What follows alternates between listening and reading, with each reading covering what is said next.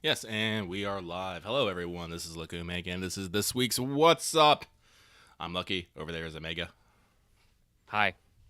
Sorry, I had to sit up suddenly, as much as I want to stay relaxed in my chair.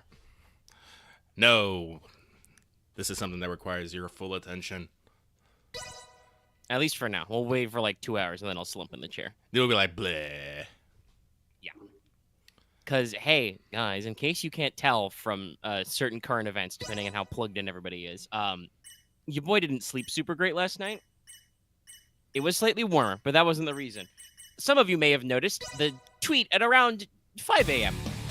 Because I forgot to tweet about the fact that the audio version was up for patrons. Because the video is going. I'm pretty sure I jinxed myself. Oh, God. Opening movies, doing stuff. Actually, hang on. I'm going to skip that because that might be copyrighted. Yeah, it might be. They might get us on that. I was going to watch it. I was like, oh, cool, sick. But wait, like, no! Yeah, sometimes they yell about that. Sometimes. It's the title of the sizzle reel. They might have the music. Mhm. But yeah, no. So I'm pretty sure I jinxed myself. I said last night to Lucky after we wrapped Let's Talk FGO, which is not currently out because it took a while. Mhm. I said that if editing and producing the video doesn't. Oh, actually, are we properly demuted and everything? People talking about sudden music. And YouTube gives the audio bit, so I know that that's working. Oh, no, I think they're just talking about the sizzle reel sudden music. Oh, it was just so loud. Okay. It was a little loud, yes. There was a wonderful tweet by a well, I was gonna say a Yu-Gi tuber, but technically, you guys will know him probably on the internet as either his Yu-Gi-Oh channel is the Dual Logs. His original channel is Hiruma Red, which he started as a WoW YouTuber. I think he has about 6 different channels now, about all kinds of different things. An absolute mad lad, but he tweeted something out about where. He tweeted something out about how his mic was like turned up too much. The game was too high. Yeah, YouTube's still staying at audio bit rates. Fuck with me. You okay, YouTube?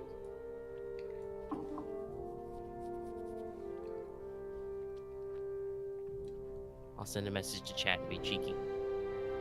Hello, can you hear me? Don't do that. You're going to peak the audio. Well, that's okay, because I'll normalize the audio back. But that's relevant for what I was saying. So, apparently, he had his mic gain up too loud for, like 2 hours of stream because nobody told him specifically it was his mic that was too loud. Because all the time, people always be complaining about audio.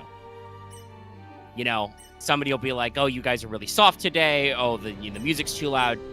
You know, you try to strike a balance, but if, you know, it's just a little bit off and only one person is complaining, usually it's not a big deal. You just kind of settle on a happy medium.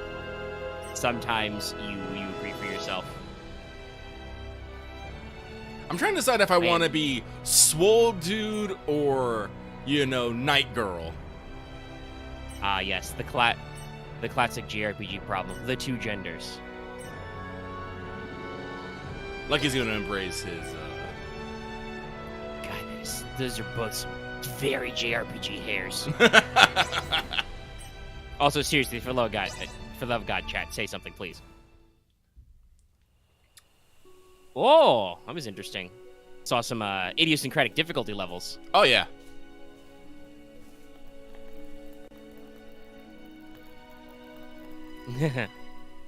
Thanks, guys. Thank you. I know I said I was joking when I typed it, but the fact that there was deafening silence in chat does get a little awkward. I just like to make sure.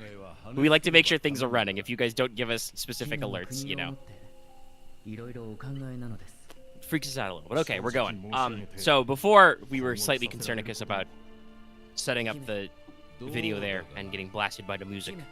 I was talking about how Let's Talk FGO isn't out yet for people because, like I said, I tweeted about 5 a.m. that I put the audio up for patrons. The video wasn't done yet. I don't know why the video wasn't done yet. The show's not very long. It's only about 2 hours once edited down.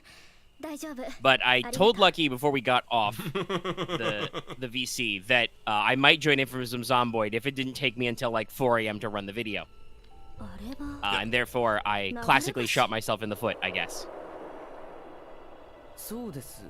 Yeah, this is a very classical JRPG art style with a lot of these characters. Yeah, no, that's actually one of the things I noticed like the first time when I saw this. I'm like, these are very doll-like, like porcelain bisque doll. It's definitely very specifically this art style. And while I think there are a lot of JRPGs in the past that are kind of in this vein, especially in like the PS2 era. Did I say 5 a.m.? Yes, that was very accurate then. But yeah, no. I do not always like super optimally use my time while I'm audio editing because a lot of it involves telling Audacity like, hey, this slice of type of noise, cut all that out of the 2 hours. Normalize all 2 hours of audio. You know, truncate all silences that are over half a second long to half a second. Thank you. And then it just runs. I do not, because they are very long, you know, when we just recorded them, I do not literally listen through all the audio back and edit out, like, ums, pause words, weird transitions, stutters, etc. Mm-hmm. We could probably have a slightly tighter and more professional show, but honestly, you guys don't seem to mind with the podcast type stuff when people are just talking. So I mostly focus on, you know, cutting out awkward silences and dead air and cleaning up instances where extra dead air is created by us, you know, breathing loudly, sneezing, whatever. Yeah, I'm trying to work on that, actually. That's why I actually turned down my gain. Yeah. And on my end, with the audio versions, and that turns into the video version. Oh, hey, it's the other character. Mm-hmm. I actually, you know, snip those bits out. And for something shorter like a Wanted, I actually record that in chunks. And I will absolutely go like, oh, I just said here. I will snip that out. I can recognize the shape of an in the sound waves. Or I'll be like, in the middle of recording, because it is pre-recorded, I can go, no, I absolutely flubbed that fucking line. Cut. Delete those last 5 seconds. Roll it again. What the fuck? Oh, okay, you threw the sword to him as a weapon. I was just gonna be like, what the fuck?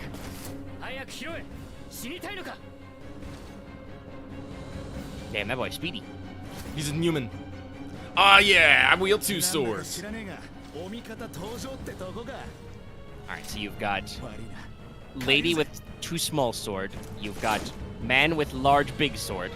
And then you have man with chakram. Yes, fast as fuck boy with chakrams. Oh, There's a comma there, by the way, not a fast fuck boy. He is a fast as fuck boy. Alright, enemy encounter. We're gonna learn how to fight stuff. Let's see, different skills on you attack, use items, enhance, damage genesis. Oh, AP to use skills? Yep. AP recovers over time. Okay, we also have fucking cancels. Okay. Yes, Axe, this is the new Star Ocean. It's in the thumbnail, and it says under the video. But yes, this is Star Ocean, the Divine Force, for those of you who may be tuning in later or were looking away when the title screen was shown. Sick. Lucky is smacking a toad. The basis of most Star Ocean games is someone from outer space lands on a fantasy world, and they're like, I can't actually explain that I'm from a fucking outer space because that breaks laws. Ah, yes, the Prime Directive.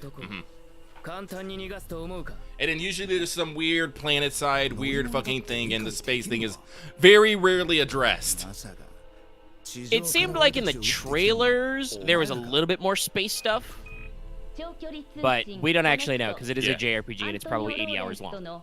Like, usually there'll be a spaceship, but I think very rarely does Star Ocean actually do things like go to, like, other planets. It's usually just, like, maybe one planet. Usually. Yeah. But I've always been a fan of it. I've been a fan of Star Ocean since, the second one. Star Ocean is another one of those many JRPG series that I never really got into. Like, everybody has, like, a couple they played.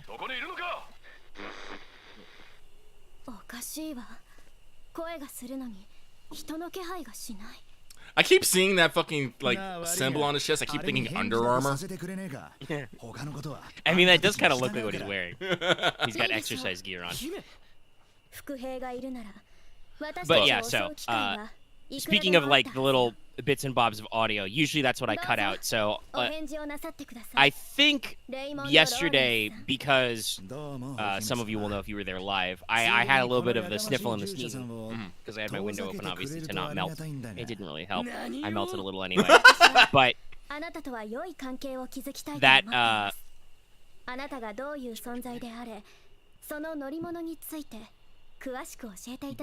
that is probably why the audio was a little messier than usual, and I tried to take some extra effort to clean it up. So that part took a little bit of extra time, and then for no reason, my PC just didn't want to chug out those last couple bits of processing the episode. It does do that sometimes. Usually it's with longer videos, but for whatever reason, sometimes it'll take a while to chew over the video. So it took some time. So Let's Talk FGO is up for patrons, and I will be releasing it later today after we're done with What's Up for everybody else. So you can enjoy it. Please go enjoy it. It's cool. This is a good episode. It was longer. Pick up the phone. Talk to people. But yeah, no, when it was like 11 p.m. and you hadn't like shown like anywhere, I'm like, nah, maybe it's not. Something happened. Yeah, I know. I was still chugging away at the audio, and then it was like, okay, I'm done with the audio. Cool, I'll set up the video. I'm sure it'll be fine. It's only like, you know, it's 2 a.m. Everything will be fine. Everything was not fine. So like I said, I ended up with a little bit of a late post to the patron audio and then setting up the video, and it just was taking a while. And ultimately, I ended up just passing the fuck out because it was late, and then I woke up a couple hours later and got up and was like, okay, the video is done. I will start uploading it to YouTube and go back to sleep. After I changed my shirt because I have awoken in a cold sweat, basically. Sorry, Megan. I'm just realizing on this, I'm pretty sure these guys rendered their mouths separately from the rest of their fucking body. All right, I'm gonna watch the animation a little closer. They do look like they have a pretty good facial rig. Oh, they do, but it is a little weird. I wonder, does that mean they did performance capture? I don't know. How long is this game in development? Because if they did performance capture for lip flaps, they would have had to do it twice. But no, there's definitely something off about how their mouths are moving in contrast to the rest of their body. I mean, hypothetically, that does make sense, because like I said, if they did like performance capture on the face, they would need to do it multiple times for different language sets, or you would have the classic Kung Fu movie dub problem. Where people's mouths move, but the words don't match up. That's a lot of nuts! They definitely, yeah. Even though I'm watching it in just the little preview window, there definitely is something a little bit weird when they do the close-in shots of them speaking. There's a lot of animation in those mouth movements. Yeah, there's a lot of animation, and the frame rates is low. Which, you know, it's not something I complain about, but I did specifically put this into performance mode. But I'm excited. Like I said, I like the Star Ocean games. I like all of them mostly. There's a lot of people who like will quibble about like 4 and 5. But I'm like, nah, they alright. But honestly, again, that I feel like there was a little bit of a dead zone in JRPG releases, you know, in the last decade. Like we kind of got out of the vibes a little. You know, a lot of them were very samey, and a lot of them were being released on the PS1 and PS2 era at like a breakneck speed. But I feel like that is a problem that most people who are familiar with at least some JRPG franchises can empathize with, right? Like, okay, so you're a fan of Final Fantasy, cool. Which ones, right? Because I don't know of people who have thoroughly played and enjoy all of them, you know? Because they can be very different in tone and expectation. It's kind of the same with a lot of other, you know, big, long-running series. Oh, can I just run when I starts out? Hell yeah, just... Oh, we also have dodge rolling? Perf.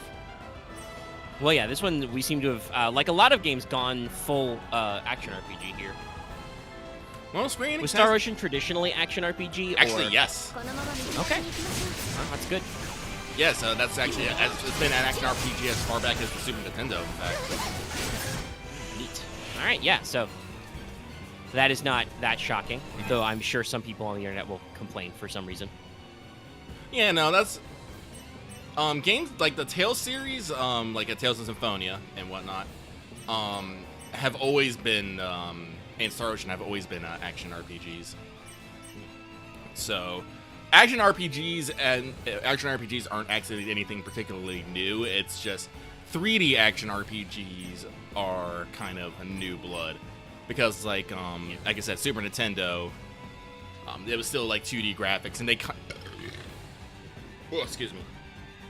And and if I remember correctly, you didn't necessarily have like full freedom of movement, but your characters would like run back and forth and attack and whatnot. Yeah. Ooh, excuse me. Sorry, I like crammed food into me gullet. I understand. I ate some grilled chicken just before this as well. It was quite a decent amount of grilled chicken, and I ate it pretty fast, so my stomach was a little annoyed at me earlier. All right, we've got menus, tutorials, party commands, inventory. Let's see. Full moon rings. I'm sorry, I'm just looking at that. Disc-shaped weapons with a sharp blade around them called chakra, which means circle. I'm like, yes, thank you for telling me that, but I just find it hilarious that you need to explain that. Yeah, that is not normally what you would need to do.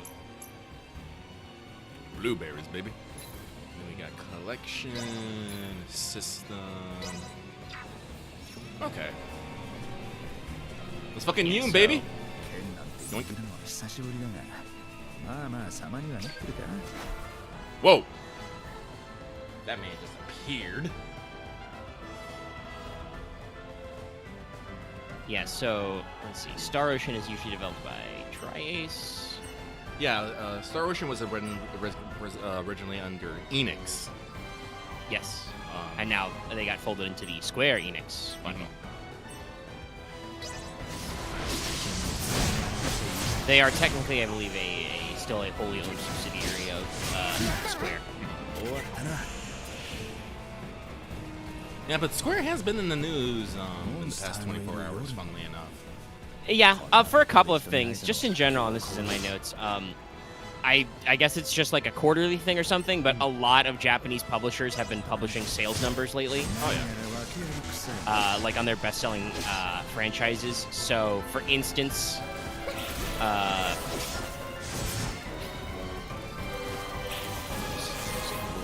sales numbers. Oh, this is a honeybee. It's a monster girl. Hell yeah.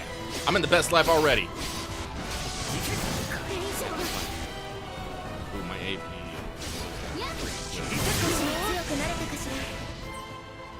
Oh, cool. Oh, we have a sphere grid? Hell yeah. Check that. Oh, wait. I'm still mid-battle. Oh, that's a rate. Wait, no. Yeah, here you go. 3 days ago, Capcom reveals sales figures, so Monster Hunter is doing very, very well.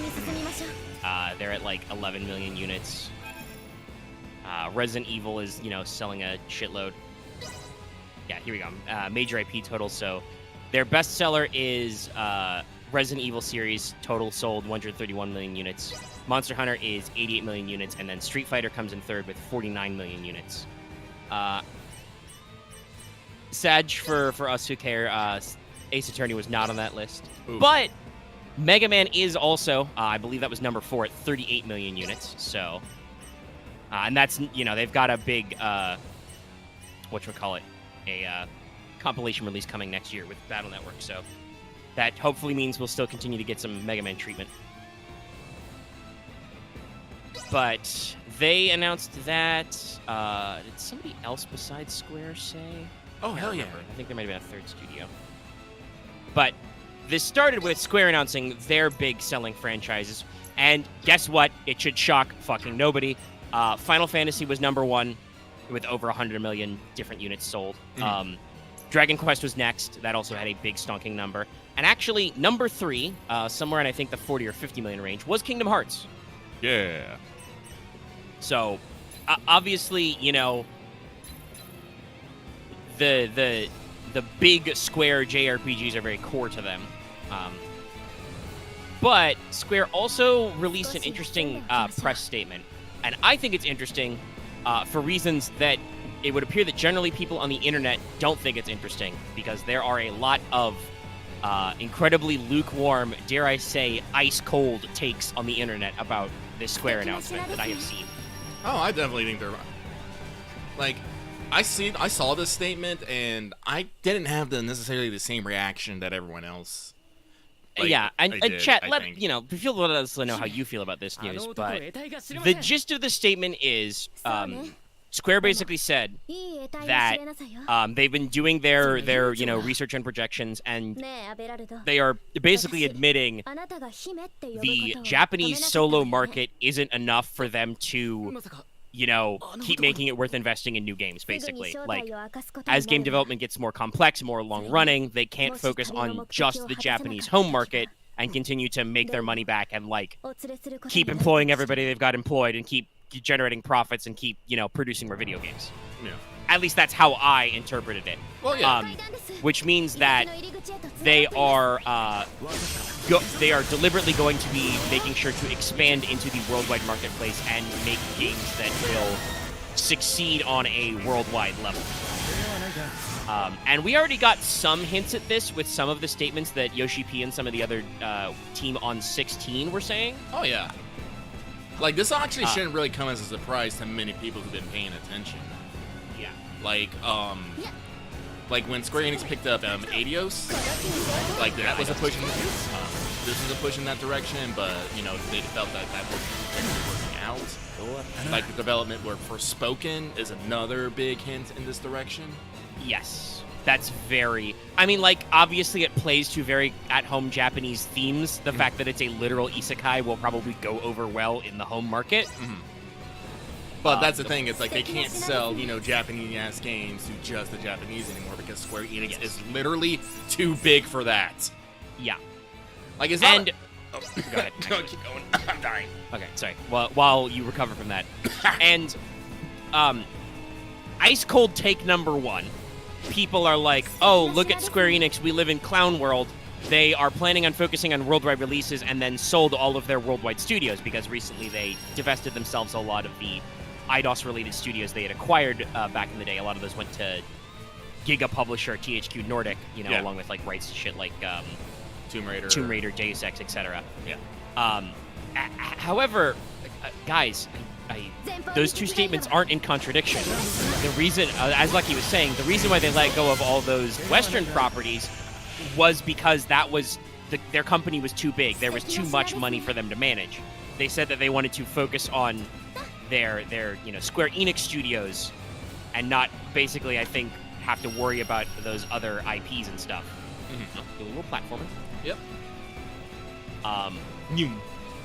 So I did not interpret the fact that they're saying they want to focus on a worldwide market as a clown shoes thing. It's like, I'm pretty sure that they got rid of those studios to lower the amount of money they had to count themselves as paying out, because obviously when you're a big giant corporation and you're releasing shitloads of games, you get to count all of your different games and studios as profit, right? Right. But also, you have to account for all the operating costs of all those different studios you own as well, which means that your profits get smaller because your operating cost is higher.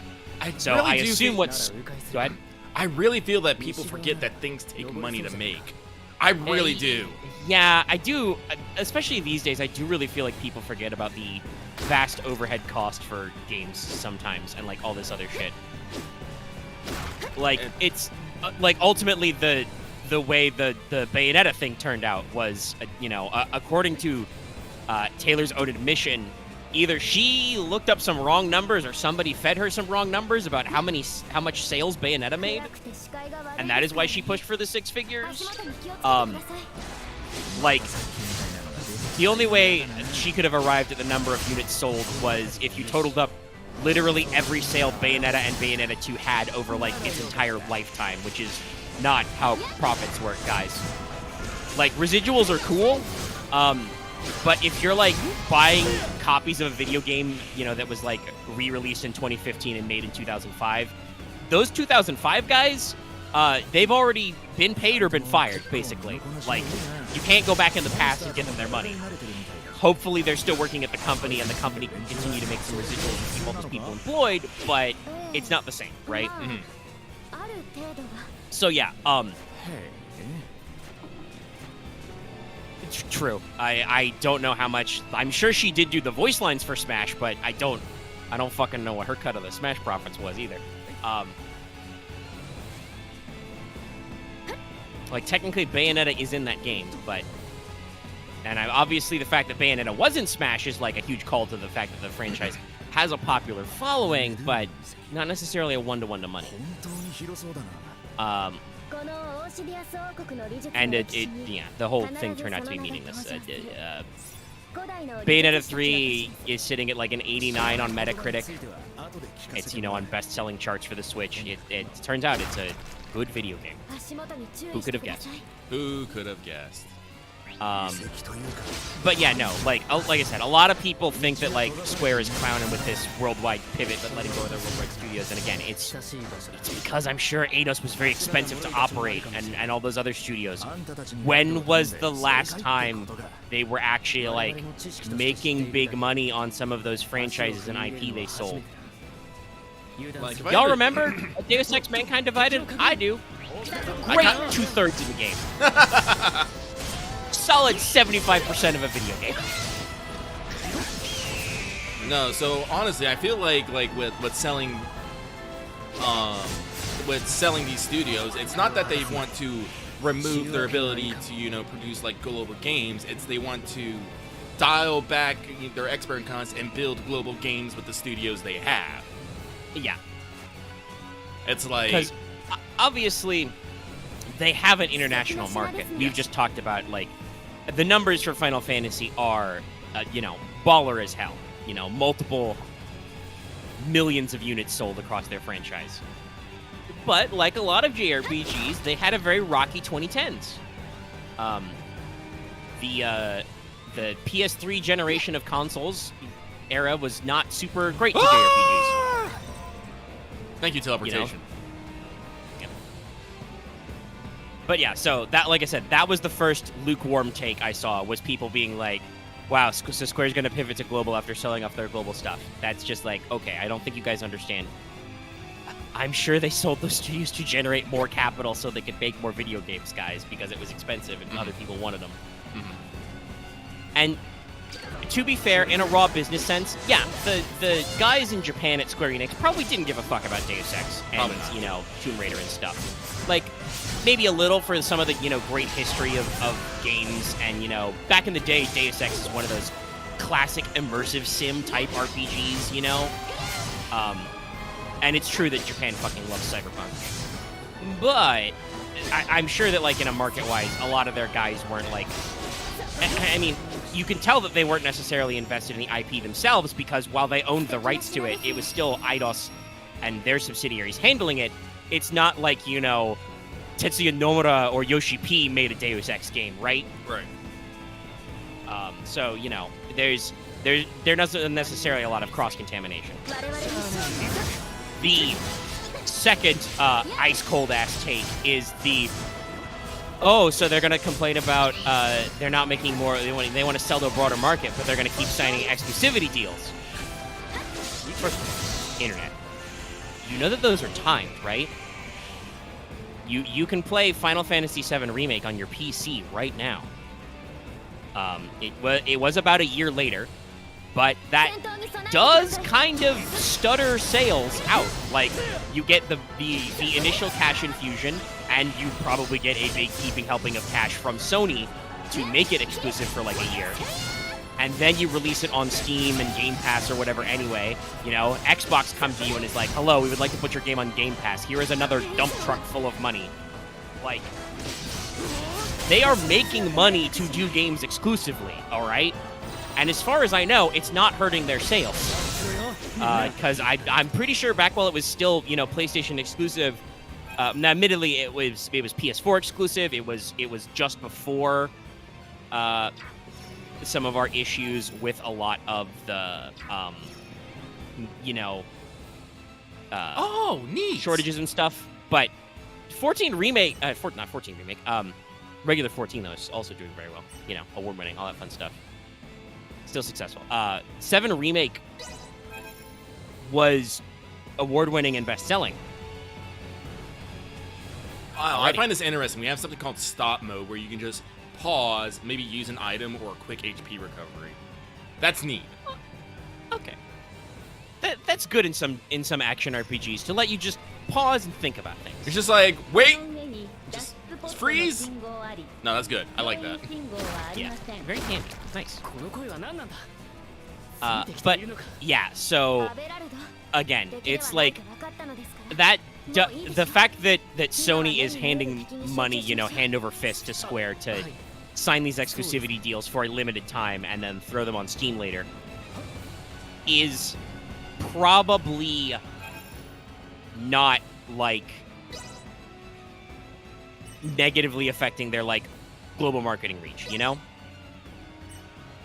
You know, and even so, console-wise, it's not like the Xbox is traditionally a large competitor to the PlayStation in the Japanese home market, right? Obviously, they've said that they're actually moving out to, you know, they want to target a broader market. They can't sell stuff in just the Japanese market. Oh, wow. Oh, sorry, I'm just looking at, Yeah, you're just exploring your level menu. Yeah, no, we got, like, skills like, you know, Determined Princess, half your defense and your guts, and everyone gets more XP. I'm like, Wow, that's kind of like a little baby hard mode. I love stuff like this. I really do. Yeah, kind of tuning your own stuff is always kind of fun. This is a great trend with lots of video games these days. Is like when you open up the difficulty level menu, it's not just a slider between like baby mode, slightly bigger baby mode, normal mode, real man mode, masochist mode. You know, it's like you can not only can you be like, okay, I can make it baby mode, but I can make it a little harder. I can make enemies tougher or something. This also is a fairly decent chart or grid size. It's kind of like a hex grid with the triangles. The triangles. But yeah, so you like equip passive skills, you have your chain combos. I don't think that you can strengthen your own skills. Square's statement about them you know.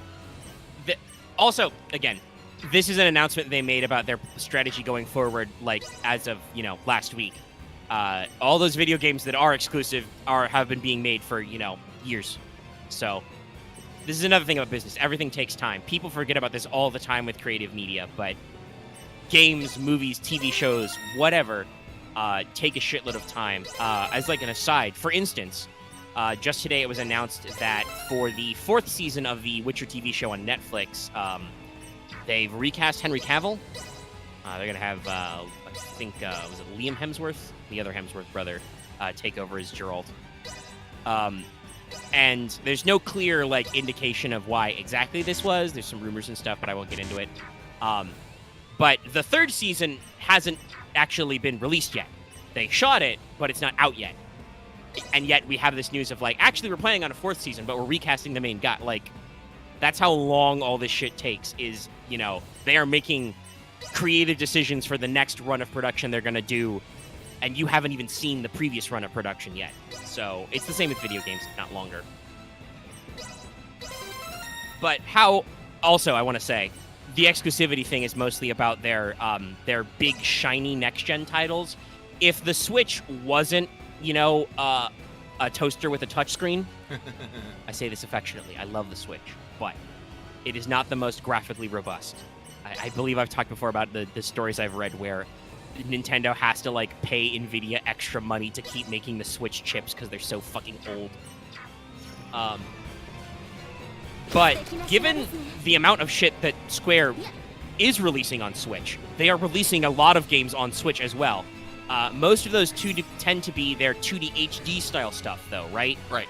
Like things that are not very graphically intense, but can go on the Switch. So it's not like Square is against Switch releases. It's just and multi-platform stuff. It's just that a decent number of their stuff tends to be a little more graphically juicy. The Switch is not necessarily perfectly cut out for it, and a lot of people have their own, you know, opinions on cloud mode and stuff. I think some people have talked about how, like, for instance, the Kingdom Hearts Cloud Mode stuff isn't super great.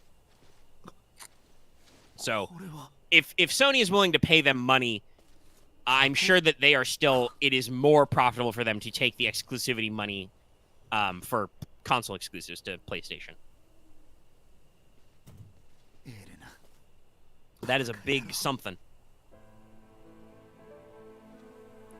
I'm pretty sure whoever this Elena was, instead of getting an escape pod, put the plot-specific item in the escape pod. Yeah. You're very sad. Sad music plays. Is it a plot can? I'm pretty sure it's a plot rocket can. booster. I'm sure it's a plot can. Is it our space coffee maker? Aw, man. No, it's not the espresso machine. Sorry, I can't hear the dialogue, and I can barely read the subtitles if I squint in the preview window, so the animations are very melodramatic without context. I'll let it fall over.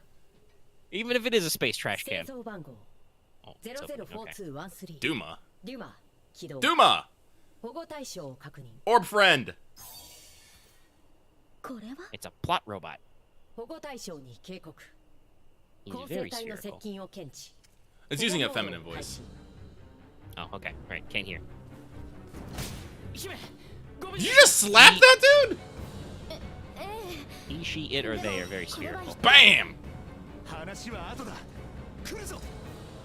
That guy is fast. Duma-based combat. Oh, it's a block. Interesting. Barrier. We're unlocking all kinds of stuff. Vanguard Assault. Okay. So it's armed for this stuff. Okay, so I do get a block. Oh, yeah, and it lets me. You've got the classic, the classic collection of action RPG moves. Mm-hmm. You can dodge, you can block, you can hit. Can you shoot beams yet? Let's see here.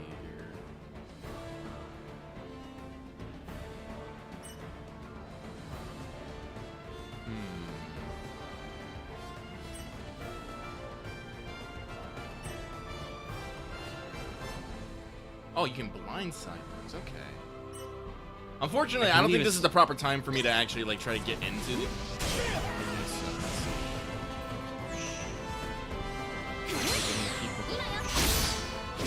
If I remember rightly from what he said, it seems more like Star Ocean is actually kind of, you know, science fantasy. Woo! There's a space guy that falls onto a fantasy planet, and fantasy stuff happens.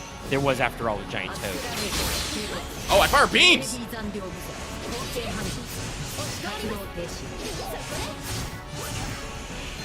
Oh yeah, Home Unleashed is my favorite.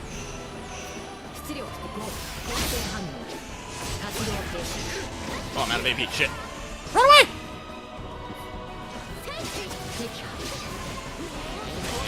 Why write anything? Yeah, no, this is actually quite fun. I'm excited for this.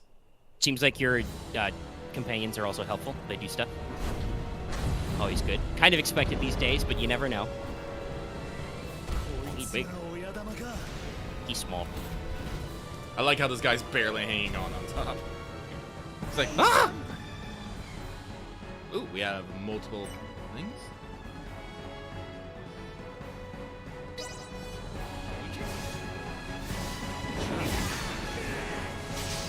Boss, he's got a couple of swooshes. But yeah, so how I interpreted Square's statement was basically them going like, hey, so you know how sometimes we would only release some things in Japan and we would not release them anywhere else? And people used to get upset about that. We're not doing that anymore. We can't make money by just making things exclusively to Japan, so we're gonna aim all our games for international release and make sure that they work as an international release. Okay, thanks, bye. Like, you know, they're probably gonna work on, you know, remasters of JP exclusive games previously, you know, like Live Alive earlier this year, for instance, and shit like that, because they want to make their games, you know, have a not just a broader market appeal, but a broader market presence. Now, if some people are like, oh, I'm afraid, Square's going to change games, whatever, because they're marketing, internationally, I wouldn't worry about that too much. Obviously, there are probably some, like, very weird, very Japanese concepts for games that they might skip, but generally,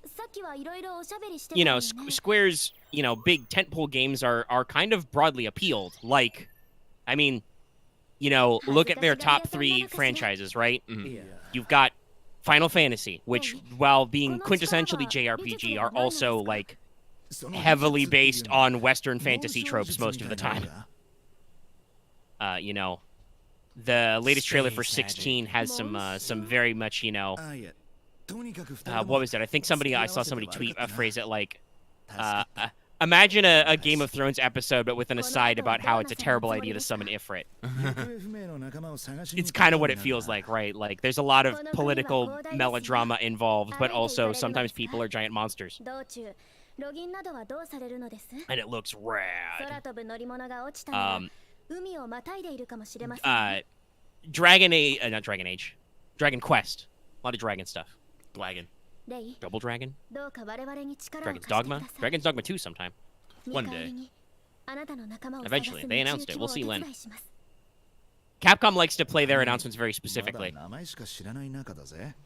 Who knows? I think Jeff Keighley tweeted something out about, like, the stuff he's seen, something like the equivalent of, like, I've seen things you people wouldn't believe. Clearly he's getting some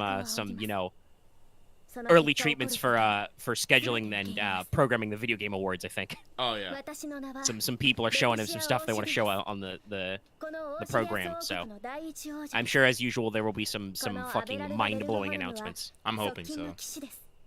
Like I said, presently, because of my current mood, I am really hoping that because FromSoft usually does big reveals at the Video Game Awards, that it's an Armored Core announcement. But it could just be Elden Ring DLC. Then I will be slightly sad. But I'm hoping for the AC. Because they're recruiting for that. Just give both. Just give both. Make everyone happy. Yeah, if you've got the footage, I'd be down to clown for that. You can squeak in 2 announcements. Sekiro won Game of the Year one year at the VGAs. You're fine. Show some respect. Give some back to the community. But yeah, like, Square has a very broad market appeal, obviously, because Square is basically like, hey, JRPGs? We make those. You want those? We've got them. Here, have a new Valkyrie profile type game. Here, have a new Star Ocean. Have a new Final Fantasy. I do think some of this stuff, though, is probably why they're doing this, because from what I understand, some of their quick turnout titles aren't doing the best. Like, from what I understand, Valkyria Elysium has had very middling sales. Same with Diofield Chronicle. Yeah. I think it's just the general consensus. I think is just that they're all right. If you like these kinds of games, they're pretty good, but they're not. They're maybe not quite hitting on that, perfect broader audience appeal yet. Yeah. And obviously, like, I know that Live Alive was reviewed very well. I've heard very positive things. I don't know if necessarily, because that is, I believe, Switch exclusive. Is it on Steam? I thought it was just on Switch, which means Nintendo's handing them money and stuff. Like, I don't know how well they've been doing in sales for that, I think Triangle Strategy did pretty good.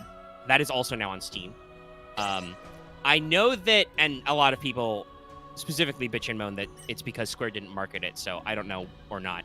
But Neo: The World Ends With You was recently released on Steam with basically no fanfare. Mm-hmm. That got people a little nettled. Oh, sick! You can just fucking launch yourself into the air and be all like, "Whee! Hell yeah!" Yeah.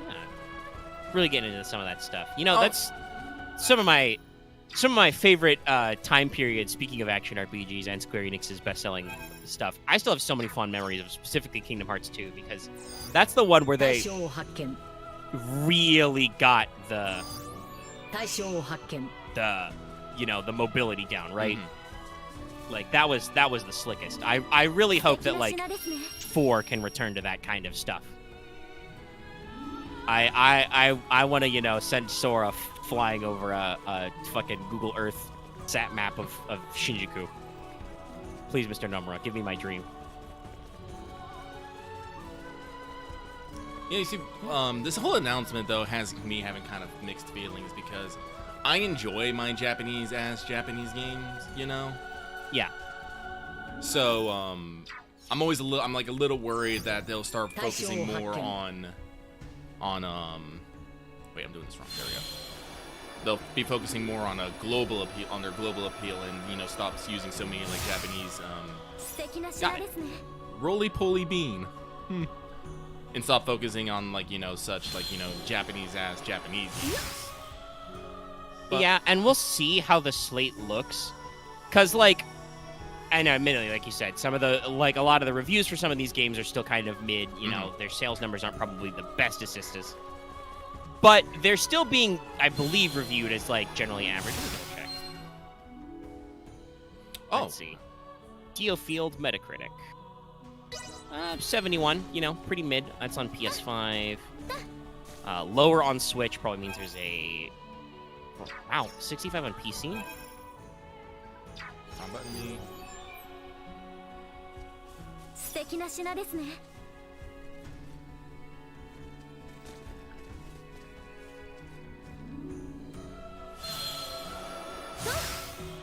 I'm kind of curious why it is rated, why it's so low on Metacritic. It seems like most of the reviews are very mid. There's like one really bad review. That's weird. Well, like I said, the game is very mid, and unfortunately for some people, mid means just bad. True. Like I said, I have given up on trying to play it, not because I think necessarily the game is bad, but it requires a lot of time.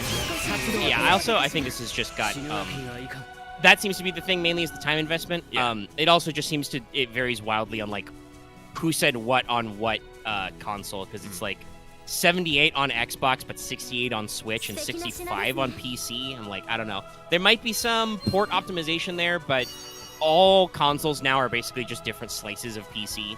Oh yeah. So I don't know. Okay, I'm okay. There was a very sudden camera shift before that slide. Like, honestly, if you averaged those, like, 4 different console numbers back, you'd probably come with, like, a mid-70 score. Yeah. Now, for some ungodly reason, Metacritic calls that, like, mixed. I feel like, again, that this is just the misuse of a 100-point scale. 70% should not be mixed. That should still be, like, in the positive, technically. Because you have 69 lower... Actually, no, a full 70 points, because you can give a 0 score. You've got a full 70 points lower on your metric that you can reach. Well, I think, like, personally, I do think, like, the good... Oh. Cool. But I do think probably, like, 70 should probably be the point for good. Yeah, like, an actual 70% is probably, fairly average, but, again, average is... Oh, man. In 2022, average is an okay game. That's playable. All right? That works. Because there's so many more games. Now, admittedly, like, a lot of people, I think, expect that, for the most part, big developers will release okay games at minimum, right? Right. That's why we made such a big stink of it for a lot of no reason for Cyberpunk when that game had a rough launch.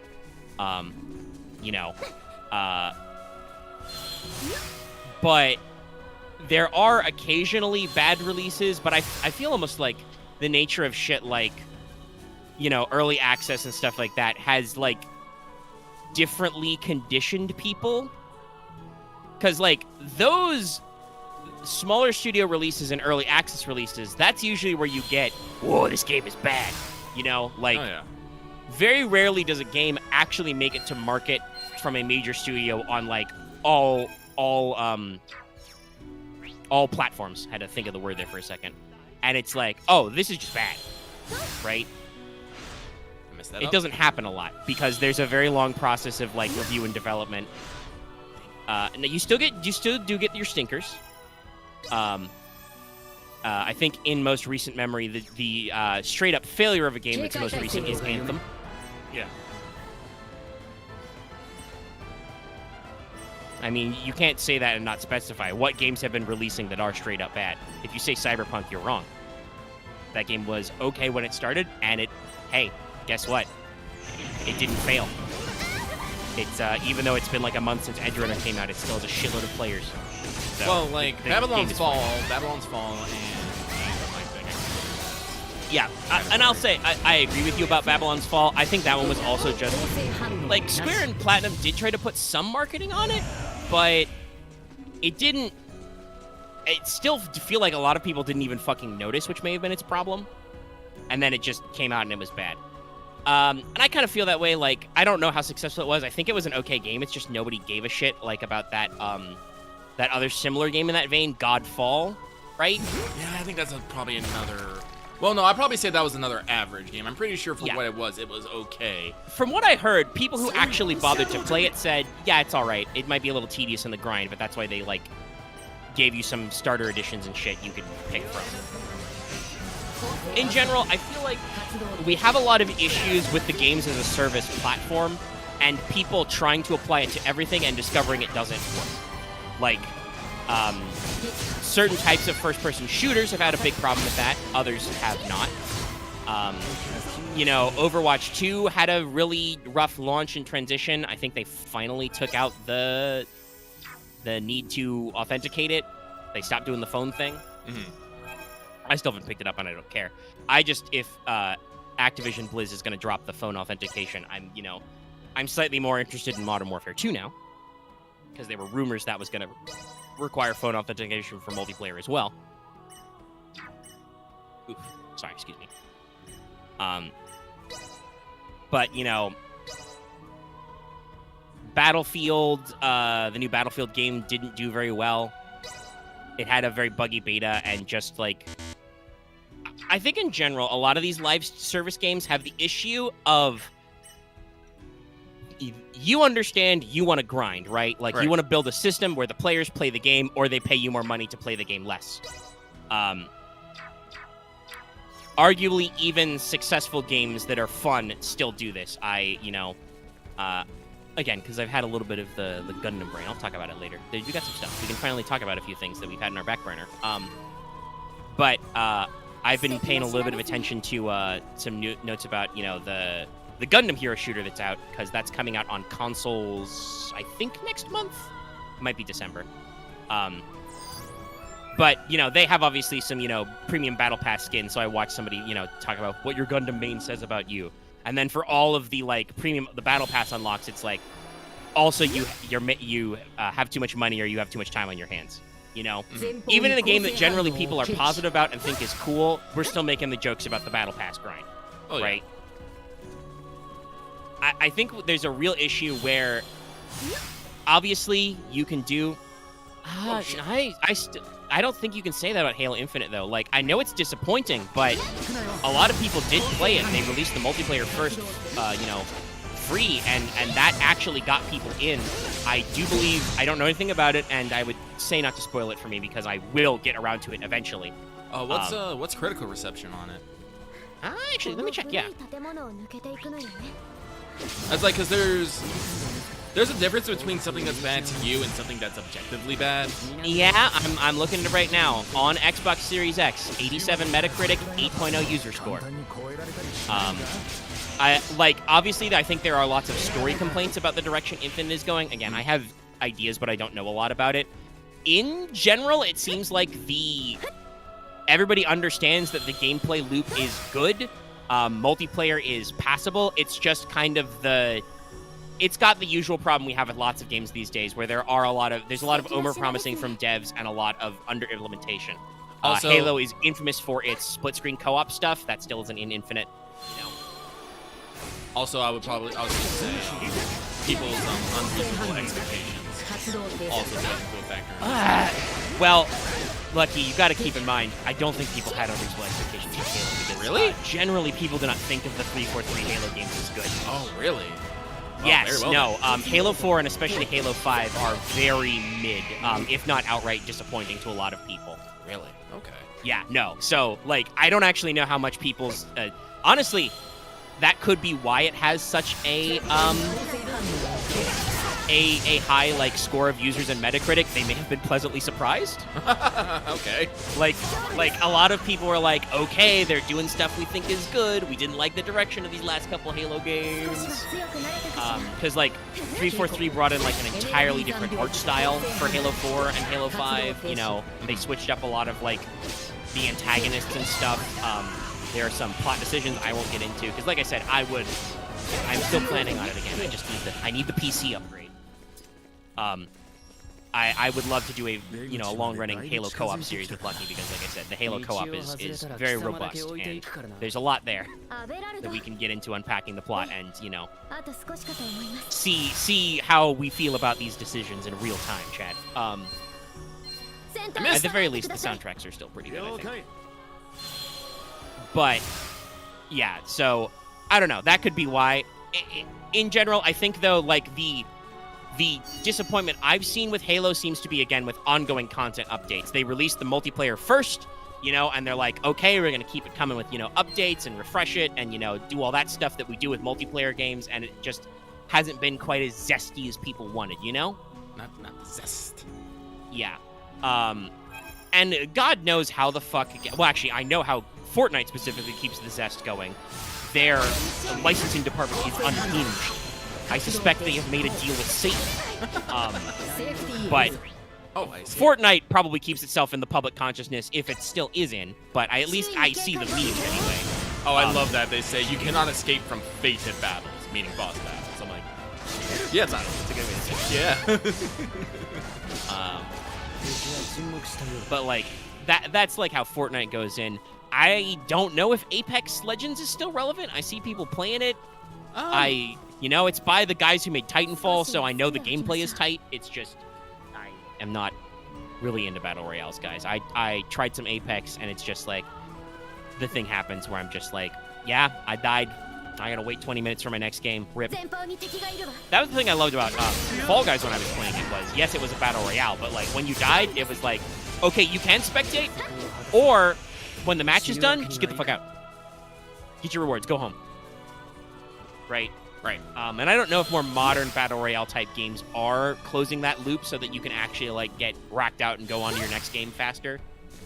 But yeah, I think that like a lot of the things is just people are getting too used to the games as a service, model. Obviously, we've pivoted from loot boxes to battle passes, and people just, I think, see the fatigue. They see everybody doing all the same moves. Nobody's really innovating, and it's just leading to a lot of jaded consumers who are just like, oh yeah, it's another fucking battle pass grind. If you really care about the game, you're down to clown, but a decent number of these like fantasy type games as a service multiplayer games, like Godfall, like, Babylon's Fall, etc., they're all original IP, and so people are just like, what the fuck is this? I don't know or care about this. It's just, weird stuff. It's interesting. That actually gives me a little bit of a dovetail, because I have read some very interesting rumors and stories lately. There are, based on reports by reliable sources, Bungie is apparently working on a new Marathon game. Marathon? Really? Yes. They're saying it will be... They cited Escape from Tarkov as their major inspiration, so it will be a squad-based, technically PvP, though there are also bots in Tarkov, like, kind of Battle Royale, but, looter-shooter kind of vibes. Allegedly, anyway. At least that's what Tarkov does, It's got... They call it a realistic shooter, so it's, it's very tight, but it's got, lots of some survival elements and ammo elements because you can run into people. Mm-hmm. That was the Gator Boys game, if you remember. Lucky. Oh, okay. So Bungie is saying that they are planning, or allegedly, sources are reporting that Bungie is working on a Marathon-styled game with a 3-man squad that will be like that. And I'm like, see, that sounds interesting, because I have fond memories of Marathon and understand how fucking insane that game is. And honestly, given some of the setups of the Marathon universe, you could make a, like, raid-based looter game work in that context. You can put players and bots in confined spaces or open worlds. They have a wide variety of maps through the 3 Marathon games. You can hand them a lot of the cool sci-fi weapons, some of which have, some of their legacy in, like, Halo and stuff. and you can make a game that would have a distinct art style that people probably care about. And at the very least, I'd try it, especially because allegedly it is supposed to be probably a free-to-play game to start. So I'd be like, okay, I'd be interesting. I would try that. And if it's got good gameplay, because again, the reports are saying it will have that core Bungie polished gameplay, which I love, you know. I played old school Destiny back when it was not good just because, well, the story was not good and the looting was not good. The gameplay was still tight. Bungie can make shooters. Also, by the way, according to those leaks and reports, this would not be the alleged games as a service projects Bungie is working on since they were acquired by Sony. They have been working on this game, at least according to reports, since they got a partial stake bought in them by NetEase, the Chinese company. So there might be like some mobile elements they'd work on, but yeah, it's just an interesting story, and I'm like, see, that is the kind of thing that you should be doing. You should be taking IPs that people probably have heard of and may care about, and then you try and figure out this games as a service vibe, because then people have inherent buy-in, they want to try it and see what happens. And otherwise, you run into the problem of just audience apathy. Because y'all, there's a lot of games. It's a lot of games. Actually, Megan, will you do me a solid? Would you look up what how Divine Force is doing on Metacritic right now? I know it only came out yesterday, but I'm curious because so far I'm actually gotten review copies. So far I'm actually really into this. Like, I'm just having fun running around, floating around, and dashing into enemies. This combat's I think it's good. the classic one. We've got 73 overall. Mm-hmm. Looks like there are no negative reviews. It's just there are slightly more mixed than positive reviews. But it has an 8.4 user score. Okay. So it sounds like the players, the people who actually like these kind of games, are down to clown, and outlets are kind of mid on it. Also, gonna be real. Hold on, let me scroll through these critic outlets. Okay, I've heard of Siliconera. They gave it a 70. IGN gave it a 7. I've literally never heard of any of these other outlets. Like, if it's like people are giving it a 7, 7's good in my opinion. Yes. Let's see. IGN isn't necessarily a standout in the long-running series, but successful effort to bring it into the modern age. Okay. Yeah, it sounds like, you know, Square Enix gave it, 7 out of 10. You know, their budget is like, they've got some stuff. IGN's, blurb remarks that the animations in the world are a little, less captivating. Yeah, no, I mean, I talked about that with the characters look like bisque dolls and the things. Okay. They at least say that, the review says that the characters are interesting. It's just, their animations and the world they're in are just kind of, average. And I'll even say that these wide open spaces are pretty good, but overall, looking at the different areas you've been in, they are pretty normal, Yeah. There's some big rocks and some big trees. It's all right looking, but it's not like I'm going to remember that you were in this forest, 2 hours from now, right? Right. So that makes sense, And like I said, there's quite a few who are actually, rating it up higher. I don't know who the fuck digitally downloaded was, but they gave it a 90. I didn't know Screen Rant did video game reviews, but they gave it an 8 or an 80. So, yeah. Like I said, the numbers seem to compress down to somewhere in the mid-70s, which technically, like I said, counts as still a yellow alert, but people seem positive, so it's doing okay. That's good. Hey.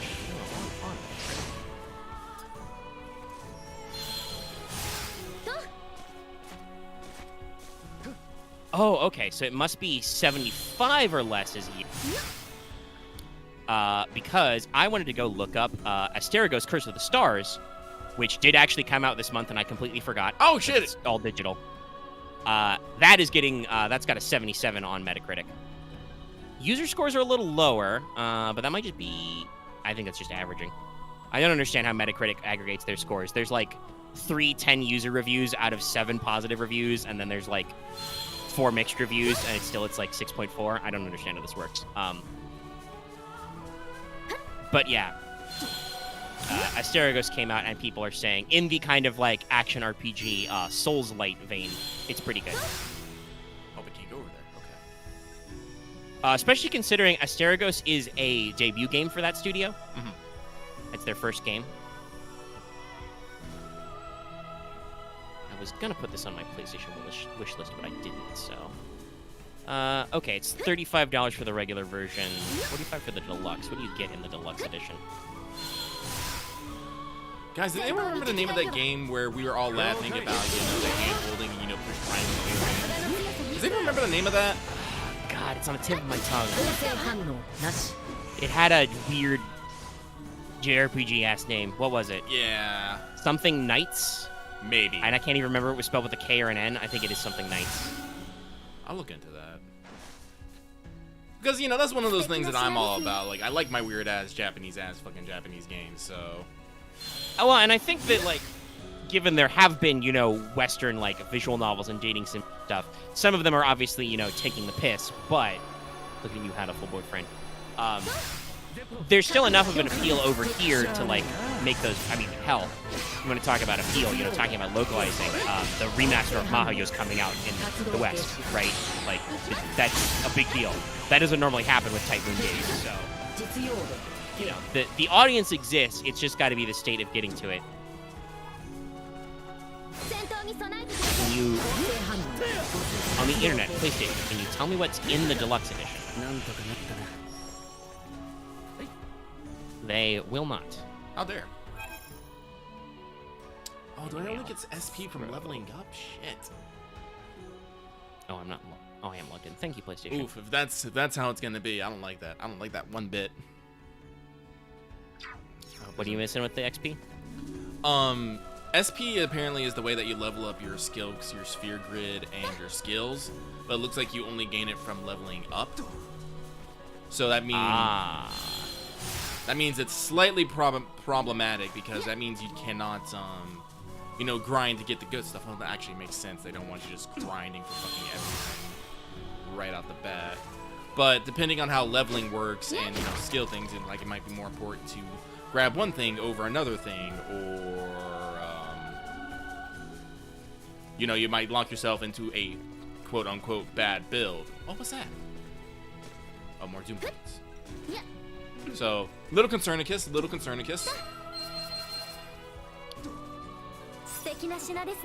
Well, we'll see. We will. Which reminds me, I need to... I do think they've got a few subsystems in there, so you never know if we'll figure out some stuff.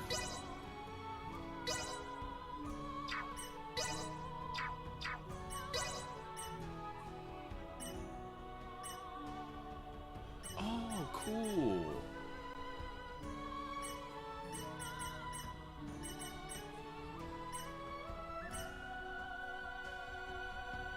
Sorry, like I said, I know I really don't like it when they limit me on what I can get, but the fact that, in my action RPG, I can get a skill called Silencer that reduces, the enemy's footstep detection range. I'm all like, yes, sick. Yeah, there's a lot of interesting stuff.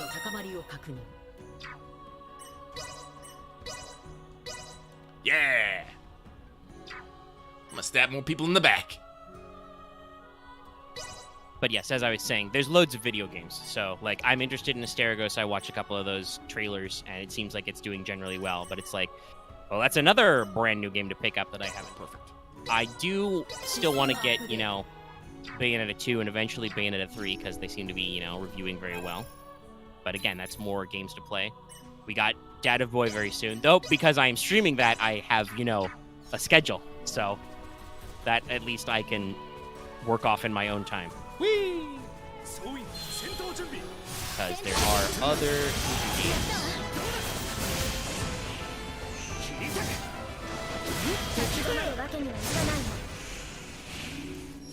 I'm gonna double check when speaking of Square Enix remasters, when Front Mission comes out. I believe was it this December? Yeah, I think it's December. They gave a date in their last little update. Let me see. First of all, anything.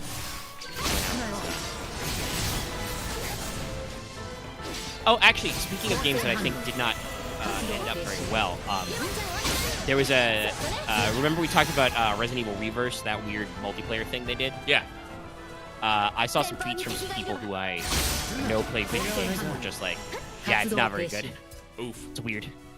So we'll see how that one shakes out. Let's see. November. Harvestella, November 4. I gotta be picky. Does that have a physical release or is that digital only? I gotta double check that. Well, it's also on Switch, so I think it's got to be physical in some form. Well, actually, no, it doesn't. But Switch and PC usually means there's a physical cart. I don't know. It's still a Square title, so we'll see. I'm supposed to be going to this village and stuff. I'm just having run around flying around, dive bombing enemies with dual swords. Let's see. Then you've got Sonic Frontiers. People are still very interesting about that. God of War Ragnarok. That reminds me, I think that was... talk about that Wednesday night. But they announced the size of God of War Ragnarok, and somehow the PS5 version is 20 gigs smaller than the PS4 version. Optimization, baby. Yeah, that's that sweet, sweet solid state, y'all. Yeah, no. I joked that it's actually there. It's because the PlayStation 5 has tiny men in it. There are dwarves inside. Actually, they fold the data 1,000 times. But yeah, so that is a good one. I mean, I will say, I'm looking at this list. Square is also not doing themselves any favors in their release timing. The PC port of Valkyrie Elysium and the Tactics Ogre remaster are November 11th. Nope. Which is like 3 days after God of War Ragnarok. But I suspect if you're really keen to clown on Tactics Ogre Reborn, which by the way is PS5, PS4, Switch, and PC, so everywhere but Xbox, you know, that's a different market. That is also a game I'm interested in, but I don't think I need to buy that one right away. Oh, that reminds me, I gotta lock in my Ryzen 3 pre-order so it can sit unopened on my shelf with all these other games I'm getting.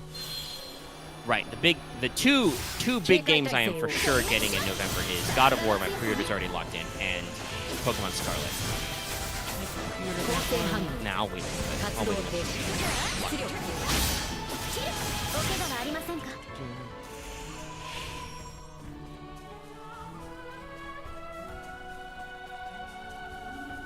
And then there is... and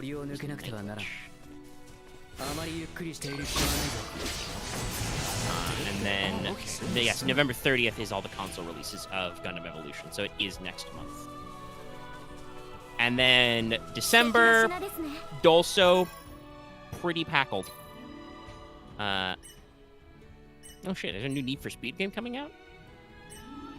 Indeed there is, Need for Speed Unbound, huh? Oh, sick, you can get items that just give you fucking... Oh, they're seeds, never mind. But just give you fucking... SP. Good. Very nice. Wait, what's this? Oh. Yeah, it's. I was kind of wondering if there'd be like an item for it.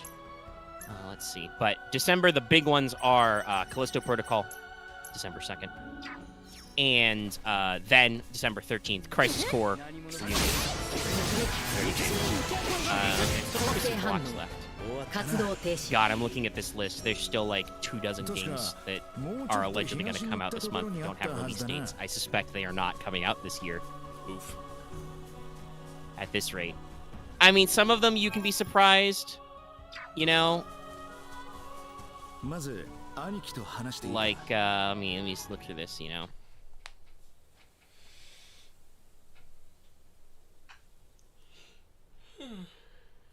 Like, I think Little Devil Inside, they're still, you know, advertising that one. No, it's gonna be PS4 port of Necrobarista. Interesting. Working on Switch and PC, but... Oh, and a PlayStation port of... And a Switch port of Power Wash Simulator? Weird. Still good for them, making ports. Yeah. There's a decent number, but I don't know exactly. Yeah, feel bad.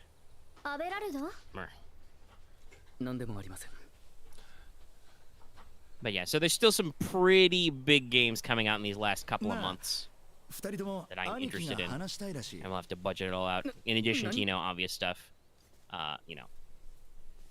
Steragos has come out. I still haven't bought the Aliens DLC, which I want to do because I like those guys and want to support them, but also it's like, I have so many games. But speaking of games next month, we did get Sony has already hit us up with what is coming out for PS Plus for free next month for all levels. Our 3 new games will be Neo 2, the Lego Harry Potter collection, which I'm sure will make some people happy because the Lego games are very well received, and Heavenly Bodies, which is a physics puzzle type game in space. You can do it solo or co-op. And they have not yet announced if or what like premium and extra stuff is announced, but I'm sure it will actually come up as well.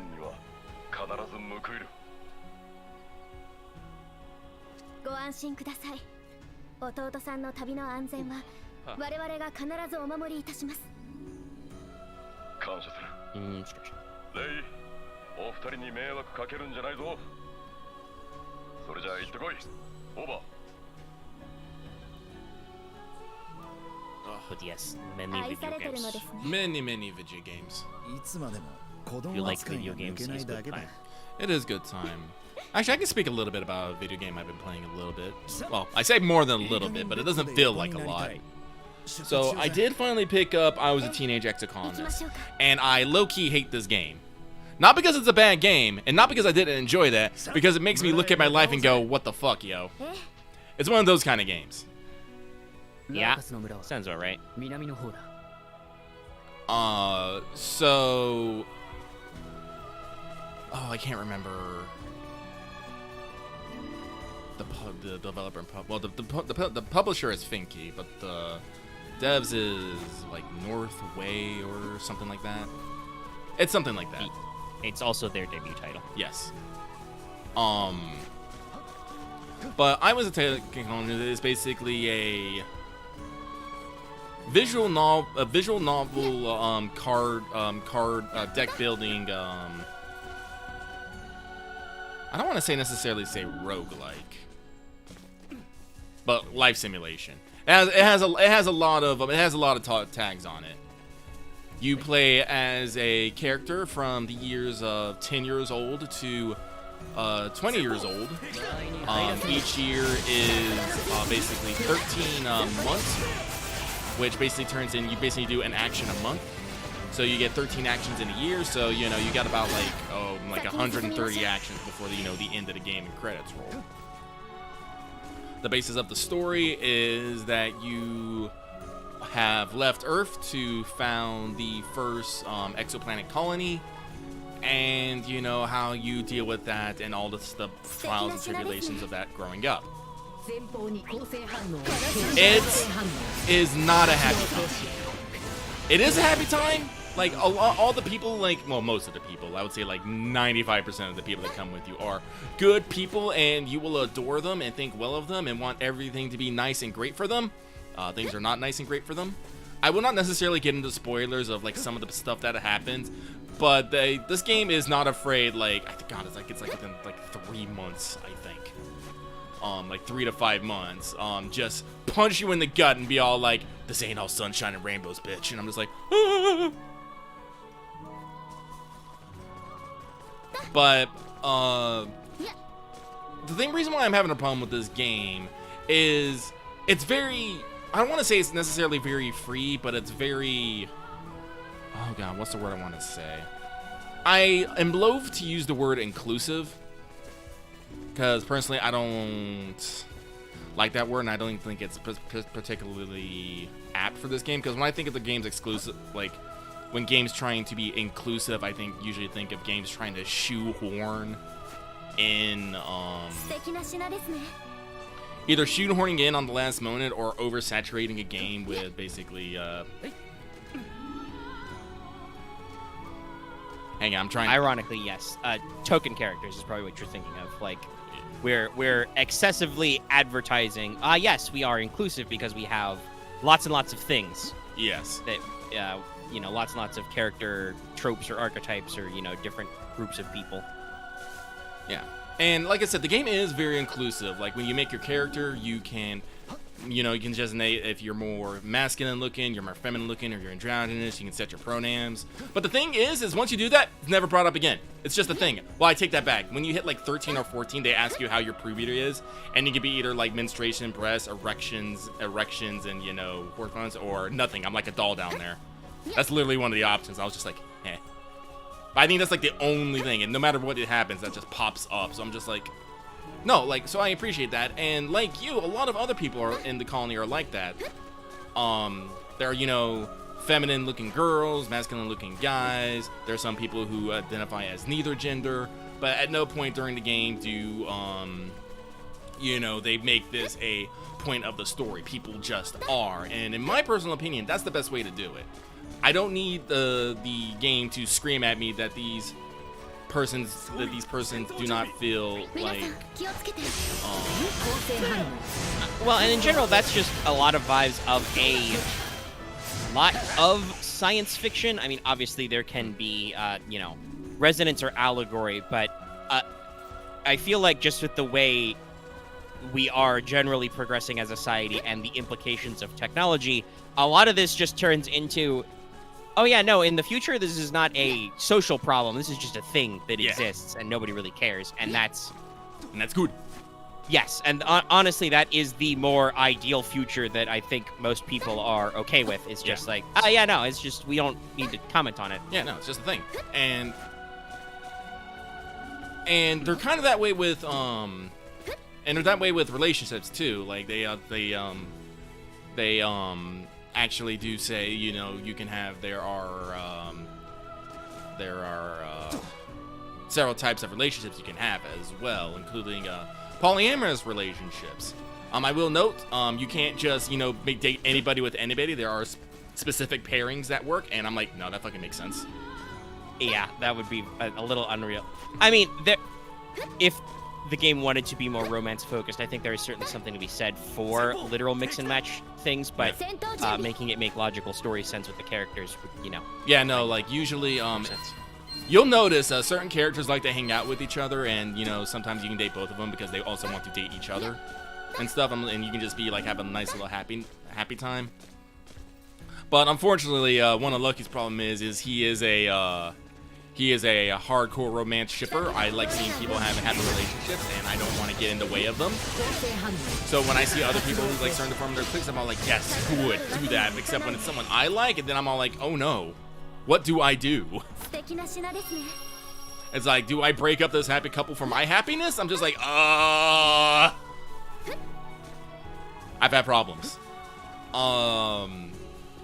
Yeah, I've just noticed. So I'm just scrolling some stuff here, and it's funny. So, TV tropes.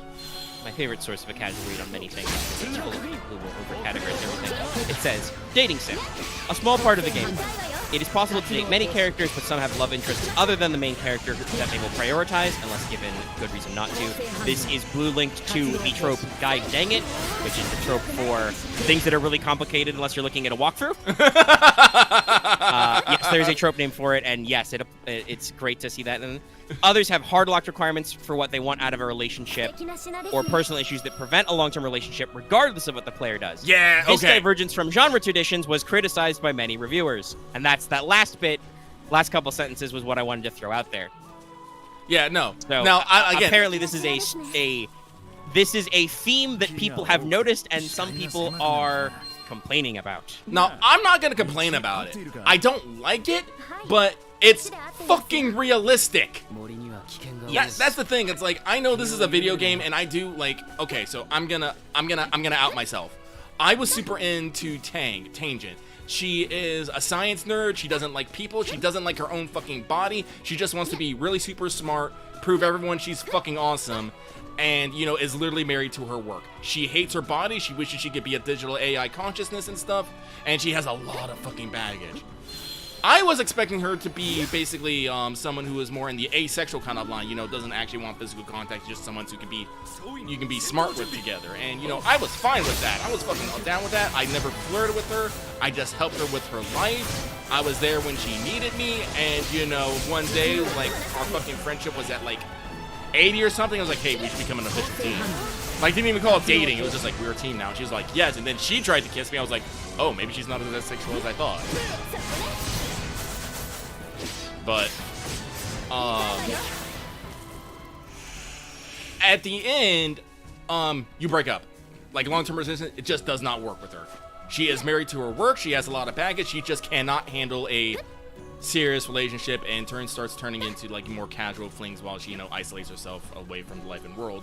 And there's nothing you can do to change that. Nothing you can do. And trust me, I tried quite a few times. Like, I don't want to get into necessary details of why this is, because I do actually want people to go play this game and experience the dread and horror and the pain that I felt.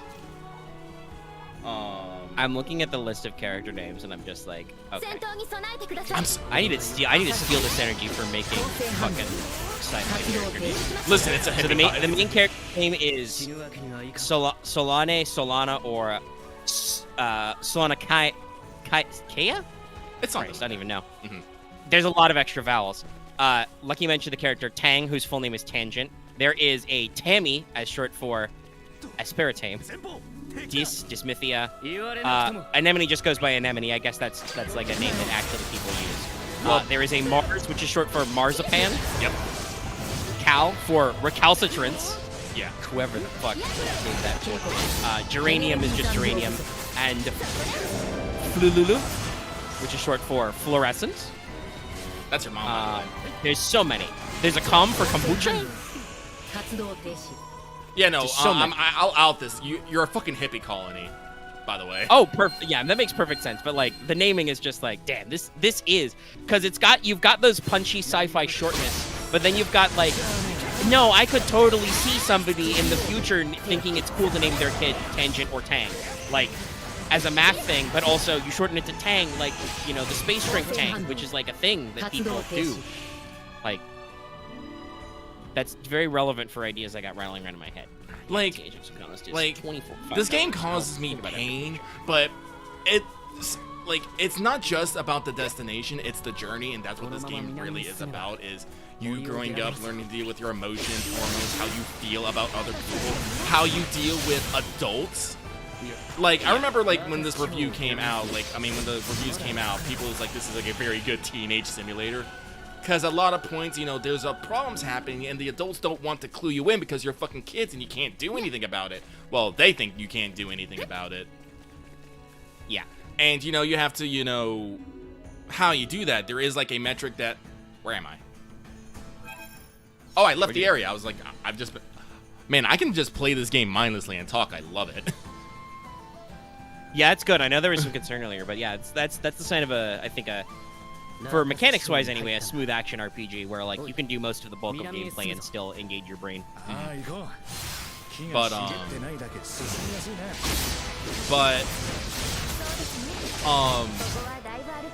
see, where was I got like the change in scenery like threw me out of my fucking loop. You were just talking about how the game is like, the teenage simulator aspect people call it. Oh yeah. The game actually has like two bars where you can actually define your relationship with authority, like the government and adults. You can be, I don't actually know what they call it, but you can be rebellious, and certain actions or things are locked behind like how rebellious you are towards against like to the colony and whatnot. Like I remember at one point, my character was working in the supply department, and we got a crate that had was supposed to have 5 rifles. It had fucking 6 in it. If your rebellion was high enough, you could just up and steal that rifle and take that rifle and use it, because you can equip like some gear that helps you with skill checks, because the gameplay is divided by having cards with numbers meet other numbers, and certain cards have certain effects and stuff. And the drone rifle, as it is, because I actually saved them and bought one because the exoplanet ain't safe, and I was like, guns are great for like stopping problems like that. But it like gives you like plus 50 to your combat, and makes certain cards like worth more and stuff. So I was like, oh no, that's sick. But just in general, I'm just like, oh man, like there's just so many little events taking place at certain times, and I'm just like, there's so much there. The big problem I have with the game though is technically, there's a New Game Plus in a way.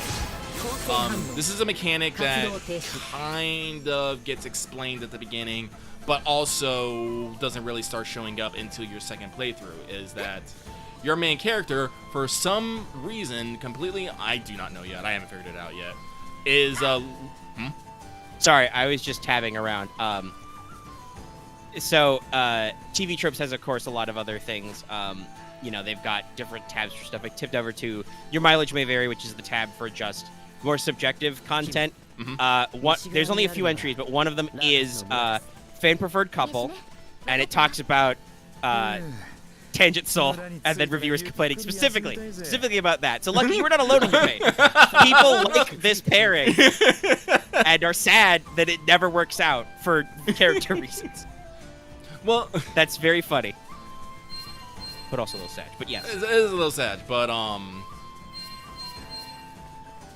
where is it going? But you can basically replay like these 10 years of your life, and when you go through future playthroughs, you can use some of that knowledge from the past to influence your things. And I think some of them require your skill checks from the past, like well, I can't really spoil this, but at one point you have to like make a decision, and the text specifically says, do you have combat 100 from a past life? Do you have like perception 100 from a past life? Do you have biology 100 from a past life? So these things keep track, but the thing is, when you start a new game, your skills are set back down to 0, so you have to you know, once again, plan very particularly what you want to do, which is understandable. You're reverted back to a 10-year-old. You should not be able to be a fucking master biologist at 10-year-old. That's a little fucking weird. But I do think that once you start doing playthroughs, you should still get a little bit something back. Well, and to be certain, if the idea is that like somehow, you know, your memories of a previous loop, timeline, whatever, you know, pretty typical sci-fi stuff, if those are preserved, some of the knowledge you have of your skills, like some of that is muscle memory or institutional knowledge that if you remember events, if that's the idea, if it's not just like a complete player-based reset, which again, it presumably isn't, because like you said, there's some times where past playthroughs. Oh no, you can actually bring this up in story. You can tell your parents that you actually knew this shit was gonna happen, and they'll freak out a little bit, and you can actually get the card called Delusions, which gives you a -1. It's crazy. So no. Which is very realistic, again, because if you start talking about, yeah, I know the future, people will be like, you're crazy. But, what I would have preferred, like if you actually made it to like 100 in the skill on your next playthrough, you should hit the first benchmark, because in the on the skills, there are 3 benchmarks at like 30, 60, and 90, where you get like a little perk, which can be anything from you get an extra gear slot, you get bonuses on certain card types, you are able to bypass certain encounters out in the wild. You know, if you can get to 100 up in a skill, when you restart, you should be able to start at 30 at that skill, which which is impressive for maybe a 10-year-old, but not complete stupid. But also lets you maintain a sense of progression, because when you restart, you lose all your cards again and stuff. You have to build your deck up from scratch. But there are still challenges and things getting dark. There's space. Whoa. Cool. Yeah, we got some dynamical atmosphere stuff. But but like you still have to like make skill challenges and stuff, and you're trying to prevent bad things from happening in the future. So like I can't go that way. Dicks. So you want to be as prepared as you can, but because you have to start from scratch, it kind of kills my incentive to want to replay it, because every time I start over, even if I've like made 100 points again, I don't know where that's gonna put me in the future. I don't know if that's gonna be relevant. Yeah, it sounds like a kind of thing where, well, obviously there are multiple endings and stuff. It's more of a like you figure out what kind of route you want to do, and then build up specifically to it, and so on and so forth, and not necessarily like you're improving every loop, but you're able to like use your foreknowledge to know what you need to build up when, maybe. Yeah, so I'm just like, like it gives you replayability, obviously, and it sounds like there are, from what I read and what you've talked about, it seems like there are reasons to do multiple playthroughs to actually like benefit from past knowledge that does let you go in there, but it doesn't really. It doesn't have quite the like perfect actual gameplay loop, because you're still resetting yourself. It's like you said, it's kind of a new game plus. Like, obviously it is a plot thing to try and hunt for better endings and stuff, and be iterative. But gameplay wise, it really is a big reset. And it seems like this game is doing well and people like it, but that there are also some like things people have commentary on. I wonder if there's any fine-tuning that developers might do, because while it is obviously a full release, they're not doing like a physical. This is their developers like first release. There might be some post-game tweaks. It happens sometimes. Like, honestly, the game, like, I am upset that I cannot have a happy life with Tang, but I think I was trying to say earlier, that's just how it is with relationships sometimes.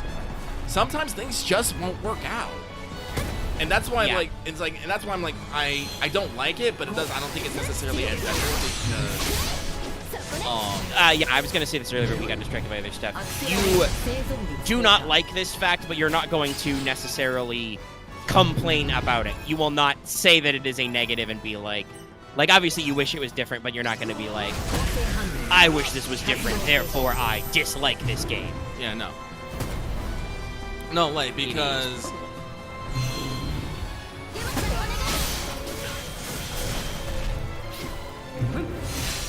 thumpy boy shit. This boy is a thumpy boy.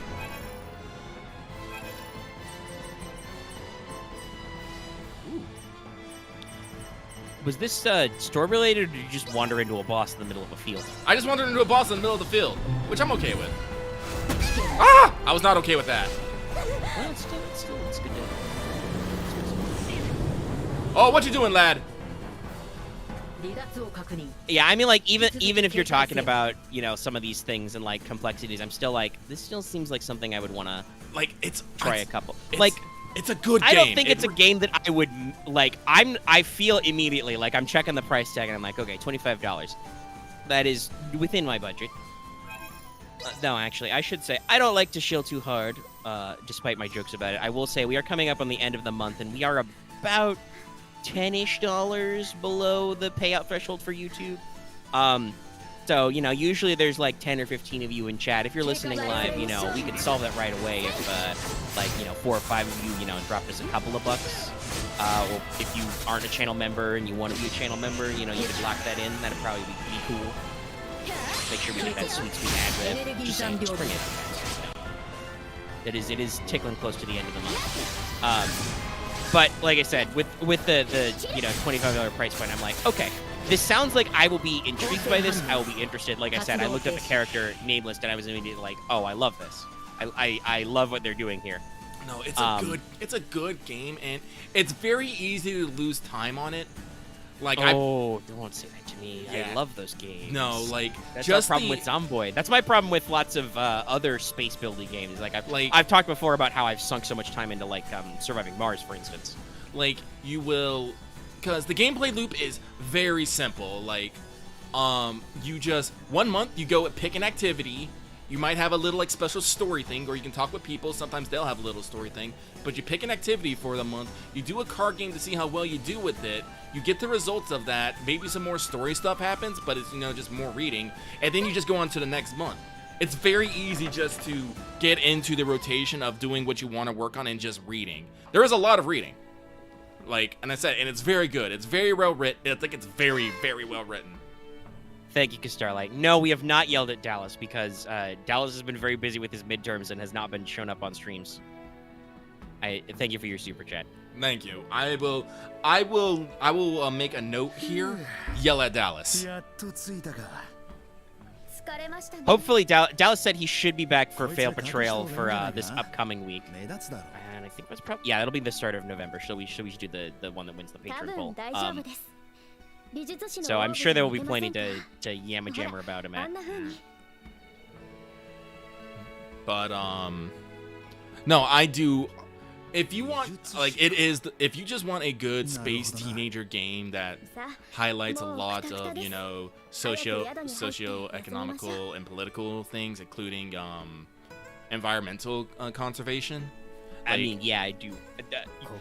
In case people forgot, I am like among my many forays into game. I am an unknown number of pages into a RPG about space colonization. Not necessarily in quite the same tone as Exocolonist, but like, yes, we're very much inside my wheelhouse. It's honestly, even some of the teenage stuff. We'll be talking about like some of the things I've been watching later. It's like it's good because like on like the environmental conversation, like you can like craft like because everyone like this is something I think they do very well. They present both sides of an issue and don't make either one of them necessarily seem like the immediate evil answer. They make things very much shades of gray about, you know, like expansionism, but, you know, conservation. Like there's only like one actual, well, no, I take that back, two, because fuck you, Vance, I still hate you. There's there's only like two people in this entire game that I actively dislike because they're actual fucking asshole. One is I think his name is Lum. You'll know when you meet him, you're just like, this guy. You'll fucking hate him immediately, I guarantee it. He's literally made to be hated. And the other one is Vance because he's a cocky military jock who came to this backwater planet. It's just like, I'm too good for this. I do real soldier work. Look at my gun as he strokes his gun in a clearly sexual manner.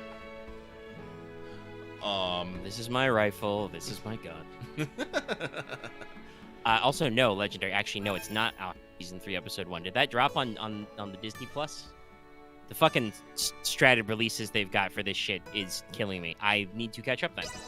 There's a lot of shit. I need to log into my Disney Plus and watch it for about 5 days straight, though. Like, I haven't watched any Andor, any of the fucking Marvel shows they put up lately. I have been watching a little bit more TV, but my time split of various things of juggling, like, I have a lot of stuff. Oh, thank you so much for your super chat, Mr. Nyan. Thank you so much. Thank you. Oh, it's on YouTube? Disney? God damn, they're killing me. Then yes, I gotta make sure I'm caught up. I'll try and block some time out for that. I still haven't watched. How many episodes are we up to on 1,000 Year Blood War? I don't know. I actually tried watching it on our Hulu, but no one in this house remembers our damn Hulu password, and I'm just like, I ain't dealing with this. Yeah, I signed up for Hulu, so I need to, and in a very few couple of days, I need to make sure so I don't get charged extra money. Speaking of budgeting, I need to switch to a bundle. But yeah, I still haven't caught up on that either. I feel like my log of things I want to watch just keeps growing. Like, I'll log into Netflix to watch something specific, and I will watch it, and then I'll be like, shit, and now I have 5 more new things to watch. Lucky, and other people out there, hey, Rush Hour 1, 2, and 3 are all on Netflix now. Oh, no. Yeah, and I'm like, God damn it, Netflix, you can't do this to me. Fucking, a stand-up comic I like had a new special. I was like, shit. Wait, bro, doesn't this violate the 3P? The Planet Preservation Pact? Where you're not supposed to tell fucking natives who are not of a certain technological level that you're from fucking space? Oh, too bad. Actually, I don't know where this takes place in the timeline. Maybe they haven't set it up yet. True. It's not like this is a numbered sequel. But yeah, I have so much TV and anime stuff to catch up on. The only thing that I am for sure able to stay current on is G-Witch, just because that's Sundays. So it's like, usually we have some time to kill before game time, so I'm like, I can spare my 20 or 30 minutes.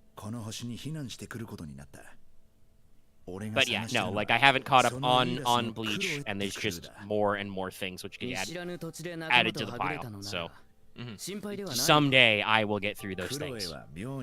Eventually, I'll work on it. Like I said, my book backlog is still terrible. Haven't been reading any books. There's a new FGO event that requires me to grind, so I'm plugging away at that. And of course, talking about, you know, excellent time spenders, which is why like I'm interested in Exocolonist and, you know, throwing some time down there. I might go ahead and get into it after we do the show. I mean, I don't know. I probably should wait on it. But, shit, is the Vox... God damn it. More. That's on a different service. That's on Amazon.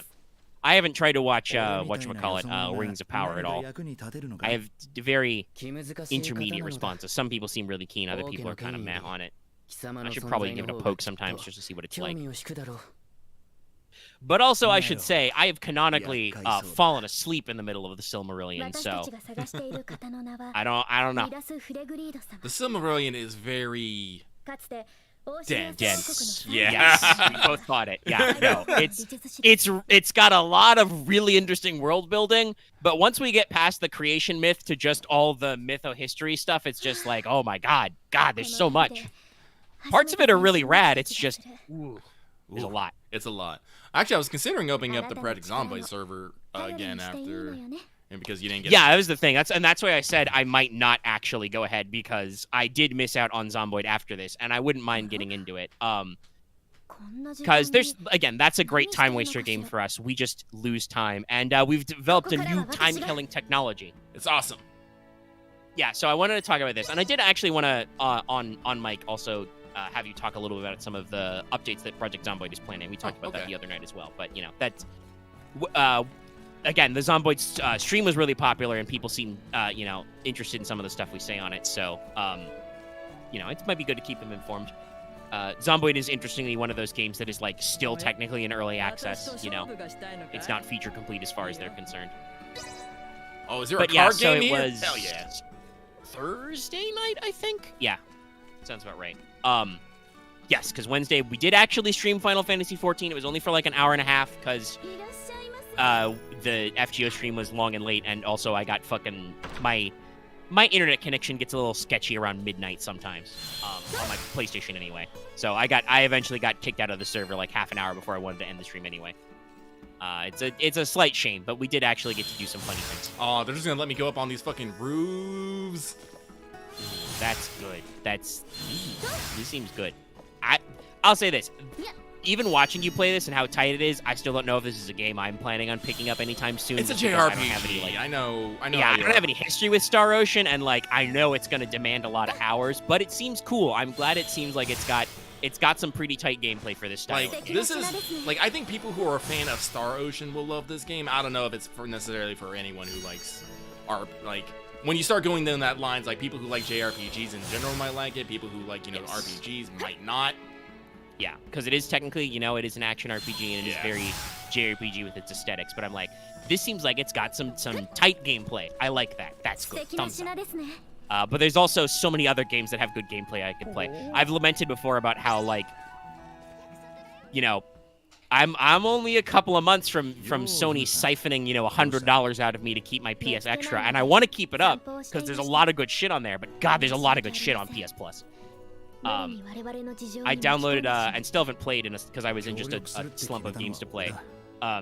Deliver Us the Moon, kind of a sci-fi, story and puzzle-solving game. That's got a sequel. It's also coming out, Deliver Us Mars, and I'm like, oh, it's free. I should check that out sometime. It goes in my list of 5 billion other free games. And not free games. I think I talked about this out loud, but during the latest PlayStation sale, I did secure for like 50% off the original Ace Attorney trilogy on PS5. So, actually, technically, I think it's the PS4 version. I don't know, it doesn't matter. So, eventually, we will also work through the entire log of modern and not so modern, I guess, technically, because the trilogy's a few years old now. But we'll work our way through the Ace Attorney franchise and its easily potable methods. I'm sure Capcom will remember the DS games exist and also fix those, because they did it. Listen, they managed to un-3DS Great Ace Attorney, so it can be done. Anyway, that will be a humdinger of a saga we'll engage on some other time. Some other time. Because some of those are... Obviously, we've got a rotation around for Great Ace Attorney cases. It'll be a little bit. It'll probably be a couple of months before we're back to it, because we're working on Plague Tale Requiem right now. And I don't know if Lucky will have vibes to say out loud, or if you can just watch our playthrough. We'll also go watch our playthrough. I mean, I can probably talk about Plexia, but I don't think I have too much to actually talk about since we're not that far through it. Yes. If you want to hear me almost throw up, go watch it. Yeah, that also happened. People might, I don't know, people are weird with, our suffering and so on. But yeah, no. So it'll be a while, but like I'm at the very least with the way that those games work, it is a very easy stream game because we can just do like we've decided to do now and just do case by case, and intersperse it with other games. And honestly, similar to what ended up happening with Mega Man X, right? Because that's another series we're gonna chew through over time as well. There'll be some of those cases where like I'm pretty sure case 1-1 of the original Ace Attorney is like 30 minutes tops. Oh, okay. So we would probably be doing like case 1-1 and 1-2 in a single sitting, Mm-hmm. But hey, that's progress because technically it's the trilogy, so there's 5 cases, and it'll probably take us about a month to get through case 1-5. But anyway, that was only when they did the remaster for the DS version, and it added like 8 hours of it. Literally doubled the size of the fucking game. Anyway, I'm sure we'll have much yelling about Rise from the Ashes. But yeah, no. So there's lots of games going on. So like I said, I would be interested in playing Exocolonist. Like, even though like you said, emotionally, I'm not going to be okay at certain points. It seems like it's got, as I thought from watching the trailers, it's got the vibes I like. Just in general, let me just say, I fucking love how much, as a mechanic, it seems like deck building and card type games are taking off in video games. Like, I know some of that is like, Inscription was obviously very popular recently. I haven't gotten around to playing it because I do know it is a little more horror vibe, but still, like, lots of stuff going on. Like he says, whoa, I wait for the catch up in there. I see what's going on now. Very on brand for us. Thanks for something now. If we didn't already have one. Oh, maybe someone will be here to buy some stuff. Sorry, wait, can I break this? Yeah! There's a big old bunny. I know. It's very distracting. Ugh. Sorry, a little bit of a burp. I broke your barrels. Yeah, so wait, can I break your barrels? Cannot break your barrels. Speaking of, like I said, time-wasting games, Project Zomboid is still one of those. That's still really, really fresh to us. We keep getting goals. Mostly because we keep getting murdered. Yeah. Lucky and I think both have some thoughts about the way combat works in the game. Yeah, like, I'm usually okay with combat in the most places unless I get hit with an Omega fuck box. Yeah. I am okay with having trademarked that technique because I have died a lot in Zombie. I think I died twice on the stream server we did before Axe died once. Yeah, I've died twice now, but yeah, on our old once server, because I burned myself to death accidentally. The other time because I got hit with in our original multiplayer server, or no, even this one, this new one. I think I died like 2 or 3 times overall, and once recently. I'm on a fairly fresh character. And, like, technically, we're in a pretty dominant spot. Actually, recovering our new character is not hard. It just means we spend a lot of time in our house reading books and watching VHS tapes. Yeah. And that flows into the thing I want to talk about. We talked about time killing. But, yeah, the combat thing is very specifically... There is definitely a very strong rhythm to fighting in Zomboid. You do actually need to aim and time your swings. There are some elements where the game will, like... edge towards fuckling you if you're like tired or hurt or something, right? Things that decrease your accuracy. But in general, if you aim correctly and time your swings right, 1v1ing a zombie, not hard at all. Like, the thing that's most scary is when you're first starting out, you probably don't have a lot of the maintenance skill, which means your weapons degrade less, and you probably don't have high quality weapons because, usually you're dealing with just, I found a meat cleaver in a kitchen drawer, or I found a metal pipe on the ground, Mm-hmm. Once you actually get your skills up and get some higher quality weapons, the odds that you'll break your weapon out of nowhere are very low. So, combat is pretty reasonable. And if you want to take out masses of zombies, guns are scary good. Just so long as you realize that firing a gun only draws more zombies. But if, you're faced with a horde and you can't escape them on your own, it's pretty easy to lay waste with zombos with, pistols or shotguns. But if you do get into close combat with a horde of zombies, you're fucked. You're gonna die. If they basically get on 2 or 3 sides of you, like I said, there's a cycle, right? So there's there's a certain cycle to the enemies doing their animation where they attack you and bite you and push you, and when they're doing that, you can't really do anything about that. You're locked in the animation. You are stun locked. And if there's an enemy on the other side of you, you'll get pushed into him, and then he'll do animation. You get pushed back in the other one, and you're just dead. You will die. Like, there may end up be some very small gaps where you can sprint away. Or obviously, if you have backup, like other players can wade in and distract zombies or kill the ones that are gonna fuckbox you. But if you're on your own or too far from people and you get fuckboxed, you're dead. And unfortunately, you know that you're dead well before you actually die. Especially if you have characters with higher fitness. It takes you a while for your actual health levels to get low. But you're dead. You're gonna die. And so you just have to sit there and be like, yep, I'm dying. Whoop, yep, that's me. I'm gonna die. I'm dead. There it is. I'm dead. And obviously, I think like you said earlier, you don't usually complain about combat. And like in general, I understand the flow of combat, but the stun locking is like the one thing that I'm like, okay, game, I understand that this is a fail state. I should not engage in close combat with a shitload of zombies on all sides. I get that. I wish you wouldn't make it so painful for me, the player, though. Like, okay, if I just get if 4 different zombies grab you in all 4 directions and you just fucking explode and die, okay, cool. We move on, right? But no, you have to suffer. You have to wait until they bite all your blood out of you, until they have bitten your groin and your neck and your tit and all the other places they can bite. Actually, I think I can do something about that, actually, because there is a option in game I have at the download. If you get swarmed with too many zombies, they can drag you down and just kill you. But I don't know. Honestly, I don't know that it would depend on how many there are. Like, I am usually for less drawn out suffering in games. I don't mind if a game is hard so much as if it's a pain in the ass to be hard. Like, honestly, most Soulsborne type games and Souls-like games, they flow pretty fast from you getting died. Like, yes, there's a big splash screen, but then you're back at it. Mostly it's the resource shit that bothers me, and the running back. But I generally in game design tend toward a quick, messy death and just being like, well, you've died, time to reset, rather than, Well, I'm a little against. I'm a little weird now because even if you do get stuck in the fuck box, there is sometimes a chance where you can't break out of it. It was a few days ago when I was playing on my own, but I did run up to McCoy's logging and I got hit with a fuck box, and I was able to escape it. I posted an image in our of how close to death I was and how many injuries I had, but I was able to make it home and heal through that. If I had the drag down mechanic though, I probably would have just straight up died.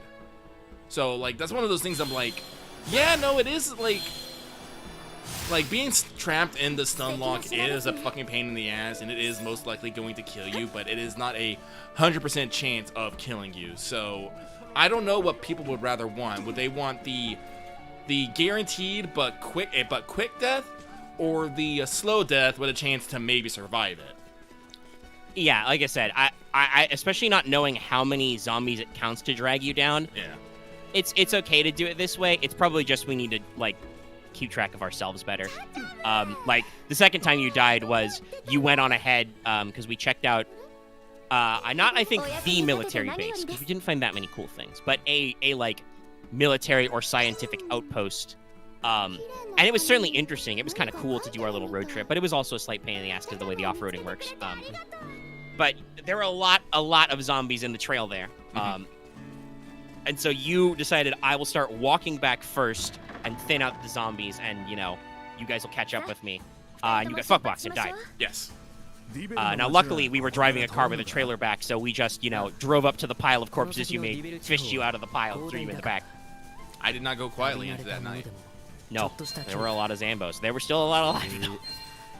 Because that's how it be. But, yeah, ostensibly, honestly, while it was slightly easier for that first half, considering you did die and you only made it, I think, a third of the way there, it didn't actually change that much for us, so we probably didn't have to do that, Yeah. And in general, like me, I got fuckboxed because I was wandering in a suburban neighborhood, scouting ahead in an area we hadn't cleared, and I just, I was, you know, jumping over fences and getting bold. I should have done the smart thing and been like, ah, it's a fuck ton of zombies over there. I will go away. You know. But it be how it be. We'll have to, you know, just keep playing and see what we like. Because, like I said, it's not really that hard to recover. It's just a little annoying, and you got to do some work. And we've discovered a new way to make it less work. So Discord has this feature called Activity. It's been around for a while, but I think almost all of them have been locked to Nitro until recently. But they have added some that are intrinsic with their latest couple of updates. And one of them is called just Watch Together on YouTube, unlimited participants. And basically, what this does is in your Discord, it opens a YouTube browser. You can search YouTube videos, search all of YouTube. You can add videos to a playlist. Whoever starts the activity gets to host, but you can set it so that anyone can host or like edit the playlist, and then it just plays the videos synced up. Like, we ran into a couple of issues with the sync because different people will get ads at different times because YouTube is weird. As usual, the blasting of non-targeted ads is crazy. I once saw a whole last 20-minute video as an ad, which I was thankfully able to skip. Lucky, I believe you said you found a 1-hour video as an ad? Yes. Yeah. So, that's a little rough. But in general, there's not a... honestly, I think because it's the web version, but it's a lot tighter, and it's a lot less ads than I get watching on my PS5 while logged in. So, but yeah, just in general, it's a great feature. It seems like it works really well. I saw some other people in our Discord doing it. It's why I decided to just fire it up and see what happens. But yeah, it's like, obviously, you know, because you're not signed in. Well, it does access, like, your Discord profile, even though I think my Discord is my YouTube, it's not like it cross-logs you in. So videos won't show up in your YouTube history, etc., etc.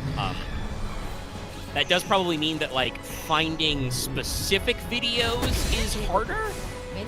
But in general, I didn't have any problems, like, too much, just opening the search bar, grabbing a video I wanted with a couple of specific search terms, throwing it in there. And it's like, just great fun. We just queued up a whole shitload of videos and spent, you know, as usual, hours and hours, you know, working through the stuff, and it just was a fun little feature. Sometimes there were some hiccups. There was at least one video that, like, Claude queued up that was just like, what is this? Yeah. I think it was because it was mostly just a visual animation with, like, funny sound effects. Like, it was just like, okay, this is a Toho thing that we don't get because we're not, you know, into the series, and just, it's not like we're constantly watching this animation, so I don't really get the gags. It's just kind of happening. Whereas, you know, stuff like Terminal Montage, the animations end up in there. I threw a couple of, you know, shorter YouTubers I like I've talked about them before, Rubik's Raptor, Down Under.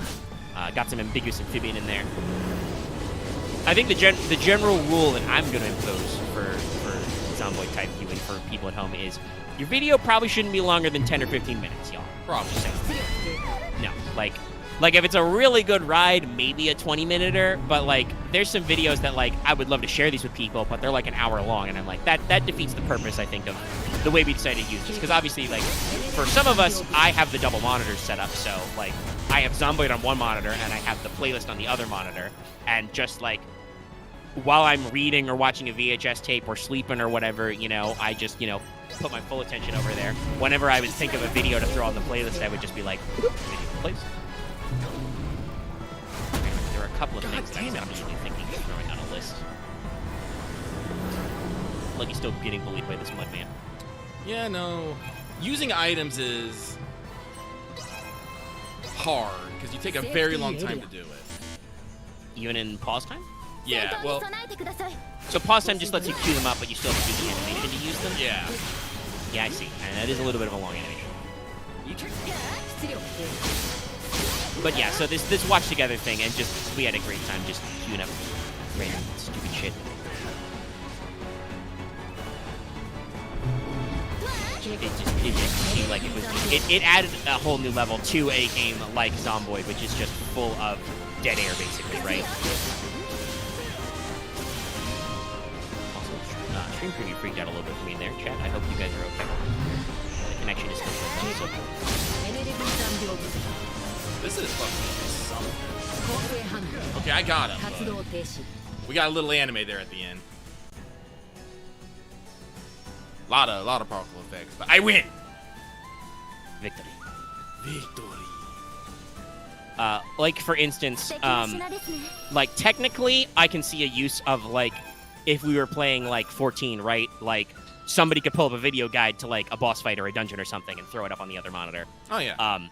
But while actually streaming, obviously, that would just be, you know, stealing other people's content. Even if you can't see it, you'd still hear it because it's my desktop audio and shit. I guess I could actually no. If I split out to Discord, I think that sound would still be piped through because it is in Discord. So it would require me extra shenanigansing. But like, it's good for casual play. Obviously, it's good for watch parties and stuff as well. Hypothetically, you know, if you wanted to all sit together and watch a longer video. I've talked, for instance, about something I think I'd maybe like to do with the boys if we got an evening free. Is very recently the YouTube channel Gundam Info. I think they're an official Gundam channel. They released all of 8th MS Team subbed on YouTube for free. So that's just like a fun little coincidence of like, oh yeah, we could sync this all up. We could have some fun with some stuff. I think there's some other stuff out there. You know, and in general, so it just seems like a great little fun time. And yeah, somebody in the comments mentioned they did add a new Nitro Basic. Let's see. You still get the Nitro badge. You get custom emojis anywhere, and you get the 50 megabyte upload size. And it's only $3 a month. I will probably think about picking that up. I'll wait until the new month, though. Just in case. I don't want to be double charged. But yeah, there does appear to be a watch limit, and I think it is connected to your Nitro membership. Loth and I both got hit with basically a 10-minute timeout from watching videos, which Lucky did not perceive. Axe also didn't get it, but that also could have just been that he did not watch all the videos. I don't think he got kicked out later, so I don't know what Axe's Nitro status is. I know Loth does not have Nitro currently for his own reasons, and I haven't picked it up because oh, God, monthly subscriptions, y'all. There's so many of them. There are. And I try to avoid some of them, but some of them are hard to avoid. But definitely with the lower price for like that access to your emojis and the larger upload speed seems like a fun time for Nitro. And if you have full Nitro, you can get more activities. They've got, you know, chess, poker, other nonsense, checkers. What I assume is knockoff Scrabble. It's called Letter League, and it looks like Scrabble. But still, some fun stuff there. Yeah, it was just a beautiful little moment we had Thursday night all to ourselves, just discovering that, like, oh, we can share all kinds of dumb animations and stuff. Mm-hmm. You know, it can be used to share like music. You can use it to share anything. You know, we were throwing up like anime clips up there. Like I said, YouTubers, all kinds of fun little things. I saw that at some point, Lucky, you clicked on part 1 of OSP's Journey to the West. Oh yeah, I was thinking about like. And I was like, yes, that is a perfect series for this. Yeah. To just, you know, throw up a couple episodes, maybe space them out, throw up another couple of episodes, whatever.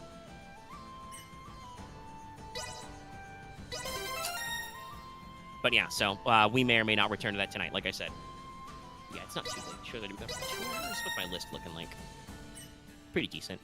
But yeah, so if you are able to, Lucky, I know that Project Zomboid has been queuing up another new numbered update with some features. I know you've been looking into it, so. Yeah, no. Currently they're on build 41, and they're still working on ironing the kinks and the bugs out. Like we did say, this game still technically is in early access, and it shows sometimes. But what they have been doing is because they basically, like, it's like every week or every 2 weeks, they do a little update and talk about what they've been talking up, and they have been talking up, it's been like for the past year, I will mind you, they've been talking about the jump to build 42. This is going to be a big one because this is when they're going to be adding a couple new systems and a few other things that people have been waiting for. The thing that probably interests me the most, though, is they have been talking about they're going to be doing a complete overhaul of the crafting system. Because crafting in Project Zomboid right now, it's a little light. It's a little light. Mods have padded this out, I want to say. Like I said, our multiplayer server is very heavily modded. I have put a lot of mods in there to expand it and do that. But like the vanilla crafting system, so it's a little anemic. You can't do that much. You can build houses and stuff. You can use like carpentry and metalworking and stuff to, you know, make some basic things, but you can't really get into the guts of things. Like, I'm trying to think of like some good examples for it, but unfortunately I can't. Examples for what? I'm back, by the way. I stepped away to open my window. It was hot. Examples for how like the crafting system's a little anemic. Yeah. So I mean, I think I can think of some. It's very, without mods, it seems a little basic. Like, oh gosh, I'm trying to even think. You've added so many mods. And obviously that happens with every crafty type game, but like by default, I'm trying to think. What are even the things you can do in the craft? Like, obviously you can craft some meals. Some of those are base game. Mm-hmm. Is the katana sheath base game? I think it is. No, it is not. That's a mod. No, it's not. Okay, that's a mod. Yeah. No, like a lot of things, like the knife sheath and katana sheaths. I think the belt +2 is a mod. Yeah. The backpack modification's a mod. The main thing is, like world objects. You can construct your own walls, doors, windows, etc. Crates, very important to construct your own crates. You know. And that's neat, but it's definitely like item-wise, I think a lot of the diversity in the crafting you're carrying on you is very minimalist. Obviously, you can craft weapons in the form of knife spears usually. Yeah, but that's the thing. Usually you're taking something that exists in the real world and then strapping it to a stick. Usually it's faster just to make a sharp stick and get on with your life. Yeah. In real life, if you had a butter knife and a stick, you would use the butter knife to sharpen the stick, as dumb as that is. And you know, go from there. But they have been talking about, they actually, there are some images on this on their website. I do check out their news there about how they're completely redoing the craft system to incorporate workbenches. You know, a classic thing. You gotta go to the workbench so you can work on things. You know, not too bad an idea. But they're also talking about like the breadth of things, like talking about how there's going to be stoneworking, metalworking, carpentry, bowyering. I actually saw the actual tree for, you know, doing bows and crossbows, was, you know, have some, you know, some overlap with, you know, other things and stuff. Yeah, but that's, you know, pretty nice. Like, you know, butchering, also, leatherworking, all those kind of things. The bow thing, obviously, like crossbow is like a meme now in zombie survival, thanks to Walking Dead. Thanks, Daryl. But also does actually, like, guns are fucking loud in this game, y'all. As they should. As correct. That is also true. Guns in real life are really, like, strictly speaking, some smaller caliber stuff, like, you could, through, like, a closed window or a wall, genuinely mistake that for a car backfiring. But, like, shotguns, rifles, and, you know, more modern, heavier pistol ammo, you know those sounds when they're fired. They are fucking loud. You need ear protection. As anybody who has been to a shooting range and forgot to, like, put their ear protectors or their ear plugs all the way in will let you know. Loud. So yeah, it's natural that it draws the zombos. But while a bow is not necessarily silent, it's a hell of a lot more quiet than a gun. Mm-hmm. So that's a very neat thing. But they're doing a lot of stuff to fully flesh out those trees. I don't know if they'll, like, how much other, like, stuff they'll add, but it looks like, I believe their intent, they said, with the crafting recently, is to basically start you off with nothing and be able to build yourself into a late medieval period setup. Because that's the thing with Project Zombie. This is something we haven't really hit in our multiplayer game, because I do not want to fuck everyone immediately. Is I have set the power and water shut off to be fairly late. Yeah. Eventually, power and water is supposed to go out, and obviously there are ways to get around that. And we're gonna get down it. Like base game, it's supposed to run out in 14 days. Now, originally, if we had done that in like our original game, where you know every day was an hour, that'd be gone in like a couple like days worth of game. And you know that's not enough time for people to really get a good feel on the game, in my opinion. Which I guess is kind of part of the point, you know, let people get out of the comfort zone, out of their comfort zone, and you know, sink or swim. But I don't have to do that, and I'm not. So I made it actually a very long time. I actually recently pushed it back even further because Lucky's a madman. He constantly plays on the multiplayer server because that's where I built my fucking castle. Yeah, you should see it. You have a sick fort. Yeah. Actually put in watchtowers now. People can live there now. But we've been at the frat house stuff, actively building second layers. Loth built what he called his granny cottage in the back. Yeah. Because of the granny flat, it's like this 2-story little thing. Yeah. So unfortunately, when we were playing in an hour a day, time quickly got away. Like I think it was like September, October when the guys originally left, and when they came back, it was like late November, and like there's snow everywhere, and people was just like, and I was like, this is not a great idea. I should have thought about that. Yeah. So that's when we pushed it back down to 6. When we pushed it up to 6 hours, which works very well actually. Yes, and we've discovered in general that the game actually, like, obviously you had to tweak some speeds to be better. Yeah. Like, there's some things that are still like, hey, cooking your food actually takes time now. You got to think about that one, you know. Reading a book is something that still takes a little bit of juice. So I modified that more. But in general, the actual like playtime of like how far you can get coverage on foot, that really expanded us, and how much you can get around on car really expanded. Like that technically our little jaunt to that little military medical base, whatever thing that was. Like I said, it was a really actually interesting space to explore. There were like interrogation rooms and like clearly some kind of like medical testing or quarantine rooms and shit. It was interesting. It unfortunately did not have what we wanted, which was we wanted piles of body armor, guns, and Humvees. I hope they exist. Most of us, I think, have military helmets now, at least, but it was not the most robust. But like I said, the amount of space you can get, that was like, I think we set out by car at like 1,500,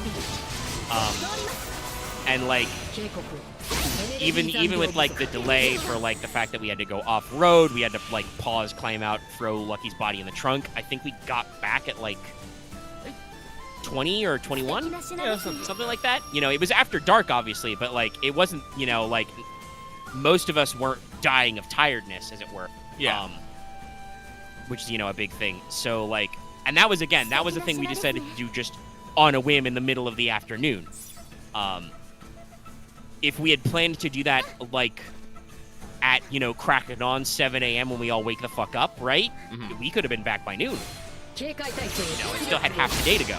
So I think just play-wise, it works out really well for us because it lets us get around more and do more and you know, figure stuff out.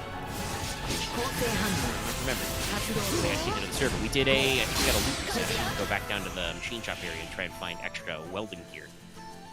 Because I have a personal quest since I died last. I somehow forgot among the billion of traits I gave myself to give myself well-organized, which is how storage works for us down at the Frat Pass of Doom. But because Lucky installed a dynamic trait mod, if I get 40 total points in my crafting skills, I can get well organized. And obviously for some stuff that's pretty easy. Getting your carpentry and your cooking up, pretty good. But I need either 4 skills at 10 or, you know, probably a couple skills at 10 and then like 4 at 5. That's not as easy to pull off. And I'm assuming you talked a little bit while I was gone about how they're, in the update, they're also planning on adding more videotapes. Oh, yeah. I think they said about 20 more TV show tapes, I believe. Yes. And that would be, TV show tapes would be for skills. And then I assume they're actually adding, like, other tapes as well. They've talked about adding more Dog Goblins, which is great. Reload space shotgun. I do love how they specifically did call out the much lauded Dog Goblin series. Yes. But yeah, so they're gonna be reworking a lot of crafting and like really expand on that. And I'm like really excited about that because the survival aspect is always super cool to me. I love building things like even within the framework of what we have now. I am still going absolute ape shit. I literally strip houses down for parts and EXP. Yeah. I mean, that's what I'm doing. There's a little house between us and Marth. Marth lives in our backyard. It's funny. Well, not our literal backyard, but he actually ended up being a pretty closer neighbor and all. It's just it took us a little while to figure it out. But there's a house that's like behind him and behind us. And just whenever I have free time, I've been going in there and ripping down, furniture, tables, chairs, whatever. The mini fridge was gone already because we stole that because we needed more fridge space. Mm-hmm. I mean, I don't know if anybody mocked you. We had funniness about you destroying a particular oven because you accidentally ate Marth's oven because, as I said, he lives in our backyard. And then we mocked you because we didn't want you to go to the appliance store to destroy everything in there because we set up a rule specifically not to fuck with stores. Yes, because that ruins our loot chances. Yes. I feel like the appliance store should instead be used to replace things we might need, not tear them down for EXP because, worst comes to worst, Axe, you can just take one of the 9 billion cars Locke has hotwired throughout this city and, go to a different neighborhood and just knock over ovens all day. And that's what I've been And I'm doing. sure you don't want to do that because that sounds very scary, but it's not really that scary. It's fine. I think I have like 50 zombie kills tops in my current new character. My previous was at I think I was at 1K when I died last. Also, we also mock you because we tell you what to do, and then you still are continuously freaking out about it. You are freaking out about your electrical 3, and we're constantly telling you how to do it, and you're still freaking out instead of just doing it. Yeah. You freak out a lot, Axe. I don't know if quite a freak out, but definitely you stress. Yes, you stress about things. It's and you stress about things for other people, which is something I tell you not to do. Like me, I'm I need to get my electrical up, and you're like, oh, well, you'll have a hard time doing that because taking watches does it. I'm like, and Lucky's like, yeah, but that's what you do. And I'm like, yeah, it's what you do. That's fine. I'll go hunt piled corpses and steal watches. I've been, raiding houses to break down portable radios and CD players. Yeah, I think back on my new character, I'm already back at Metal 6, I want to say. Yeah. It's fine. The main thing I need to get this character some points of metalworking is I need the tools for it. Oh, also, Omega actually figured out the best way to actually get your tailoring down. It's thanks to a mod. Oh, which one is it? It's I can't remember what it is, but basically, if you make a bunch of ripped sheets, you can turn that into thread. And if you turn that thread into twine and that twine into rope, you actually get a fuck ton of tailoring XP. Oh, so it becomes a chain. Okay, that I can also do with corpse piles. Yes. Well, that's what you do. You kill a bunch of crows, you steal all the crows, you turn it all into strips, and you turn it into thread, twine, rope. I'm tailoring 10 right now, and I was just like, oh. Well, that's yeah. There we go. There's the system. All right, cool. It's just we're just gonna build the corpse economy. Well, and that's one of the reasons why I actually turned on respawns back again, because I realized that corpses give stuff. Clothes. It's usually clothing and watches and stuff, but sometimes they'll have electronics that you can break down. Yes. And all these other little things. So I was like, no. Very rarely they have guns, and obviously, cop or paramilitary hunter zombies or whatever. Those are also important because, even if it's just their clothing, cop clothing and military type clothing is better than civilian clothing. So yes, it has armor ratings and stuff. And even if you get your tailoring up, listen, sometimes zombies, try to rip you limb from limb, and you get holes in your everything. Oh, that's what I love about tailoring 8, though. You can actually properly fix those holes, and it doesn't look fucking weird. But then you can put padding on top of that. And also, it doesn't fuck with your armor values, because if you patch something with sheets, it's got the armor rating of a sheet patch, not the armor rating of that nice shirt you had. Yeah. But yeah, okay, that's cool. Well, we'll do that tonight then. Yeah. Run through the cycle. But yeah, and that is that's just part of the nature of it, And it can be perfectly, you know, workable to do other stuff, like, you know, you can kill them all yourself, you can lure them one by one. Or you can just search for places people have been scavenging, you know, I did that. I did some of my electronics work on, like, I went to the office part and just, like, rifled through people's desks. I was like, all right, I'll take your 3 bottles of bourbon. What's that? You have a portable radio? Screwdriver? Mm-hmm. Thank you. Goodbye. You know, and just move on. Plenty of stuff. No, and it's obviously, like, the respawning both of enemies and of items is, like, not realistic, scare quotes. But it definitely, like, helps the in-game economy, for lack of a better word. Oh, yeah. Since even though you can find cash and credit cards and wallets and shit, there is no in-game economy. Unless we wanted to, like, hardcore roleplay. Someday I would think I'd like to do some hardcore roleplay in games. I was always intrigued by it. It's interesting. I've seen some videos of it, but it's definitely, like, you know, we'd probably want to do, like, our do the VoIP system then and stuff. Oh, yeah. Figure all that out. But, yeah. Well, I don't die. I take it me. I'll see when that happens. I don't know how it is for the people at home, but the preview is, like, buffering like crazy for me right now. Oh, is it? Yeah. But yeah, what I assume Zomboid wants you to do is one of 2 things, right? You talked before about, like, that medieval level economy. Like, either you have to just get yourself self-sustaining and live pre-industrial, because you're gonna run out of, you know, power and gas and everything eventually, and gotta, you know, live off the land, as it were. Or you have to go full scavenger, basically. Oh, yeah, like, you have to, you know, move from town to town and just keep collecting resources. But in our server, we obviously set those to respawn because it's, like, a little bit easier. I set it to, like, 3 months, which, you know, with the 6-hour days, it's going to be a while.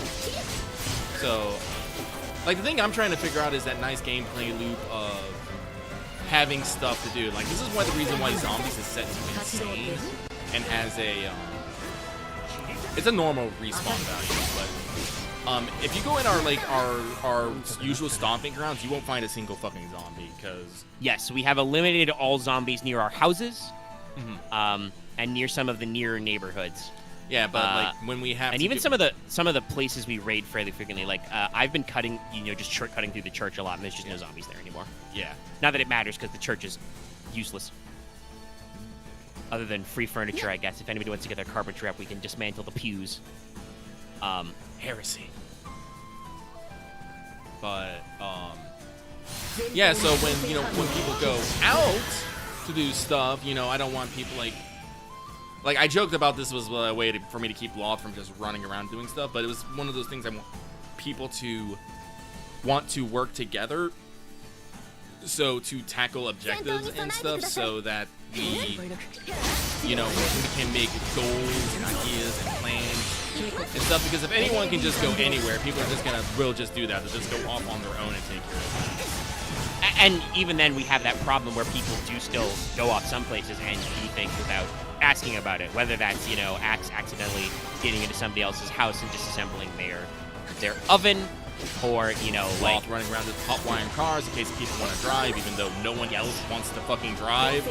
No, I will probably eventually have to learn to drive because I do want to explore further areas. But like, again, because of like the zombie respawn rate and stuff, I find it still just as much of an adventure to like have to run down to the bar like at the end of Main Street, or, you know, run down to the video store still, right? Yeah. Like, it's still enough of a quest that like, okay, I could scavenge other places, but because like, even the way with our respawn works, even our close stuff is still like, that's sometimes enough of an adventure, right?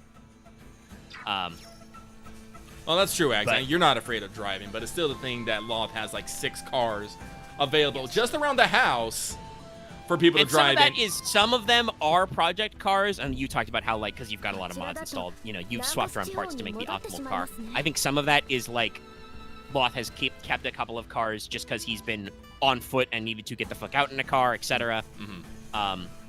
You know, we probably don't need this many cars, but they work. And we have a big and then Loth will just hotwire cars out in the wild. That's true. He likes to just hotwire cars. That is correct. And just move them in, like, check glove boxes. Sometimes there's shit in there, but, like, it's not necessarily worth it for the extra efforts.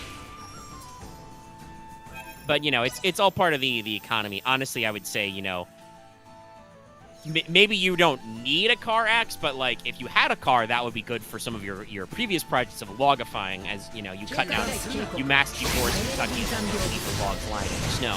I will say that's more of a personal pet peeve of mine. Like, I don't like going in and leaving stuff behind. Like, if you go to the rich neighborhood that I'm at right now, it is literally barren. There are no counters, there are no shelves, there are maybe some decorations left, but I have dismantled the counters, I have disabled the fucking things, I have taken the light bulbs from the lamps. You know,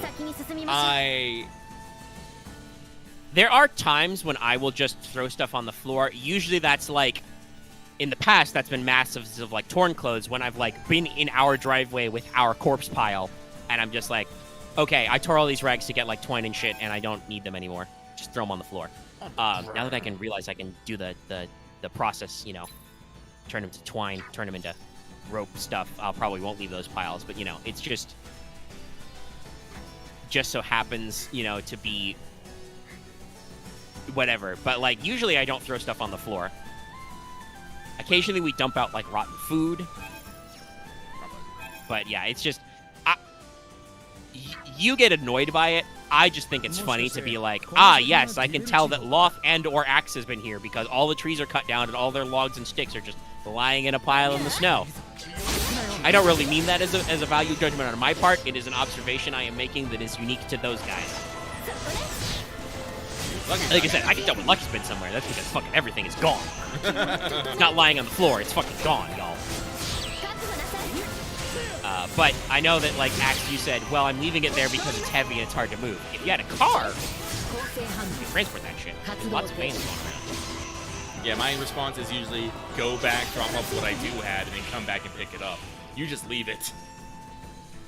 Yeah. And, like, hey, you've finally gotten the metal crates. We have places to store that shit. You could just throw, like, a fucking metal crate in our backyard somewhere. We have a huge backyard, even with Loth's crops and his granny house.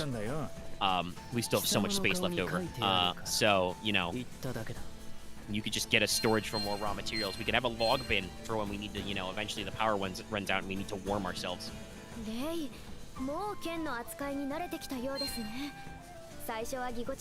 mean, if you want to fill up all the cans we got, I don't know what state the gas station is in. I don't think I've ever seen a gas station. You don't really need a gas station. Remember, you guys have... I brought you a gas trailer. Yeah, actually. And you can refill that thing because the Jim Beam, it's not Jim Beam, it's Jim Beam with an M. That was actually a gas trailer that I realized because I'm going to pick it up. And it holds like currently like 400 units of gas, so I took it to the gas station and filled that thing up. It took a long time, by the way. Yeah, I bet it did. But the gas station is set to infinite because, again, you know, the one thing problem I'm having right now is I'm having a problem with propane tanks. Propane is not infinite. You have to find propane tanks. Yeah, if there was a store for that, I could see them respawning, but usually it's you gotta go to other people's houses and steal their fucking grills. Yeah, no, they have a chance of spawning in crates, like warehouse crates and stuff, but yeah, no, there's no actual like propane store selling propane accessories, unfortunately. So that was a mod I was looking into, but looking at it, yeah, I basically have to start it. I could potentially patch it in via the by some code fuckery, but I could also potentially break things. So I'm just like, I'll just wait until we want to do it. Yes, because it is very likely when the new build rolls out to enjoy all that stuff, we're going to need to start a new server anyway. Unfortunately, the only thing about Build 42 is I'm not entirely sure when it's coming out because... Yes, no. Well, I'm sure we'll get our fill of this, but that's usually what happens with these kinds of games is new build, you got to start a new map. Oh, but we'll see when it gets propane's limited, but dismantling metal things costs no propane. You just need the propane forge. Yeah, Stone Ice Black, Space Magic. Yeah, so you can still take stuff apart to level it. Yeah, base things. Some of the special mod metalworking things require propane, but just base take apart metal does not require propane. Seems legit. Yeah. It does still mean I need to find a propane torch. I think I have an extra propane torch, I think. Okay. I'll see about that. We might have one too, but I don't fucking know because our storage is fucked. Listen, I know I'm OCD, but man, I can tell you where I fucking put things.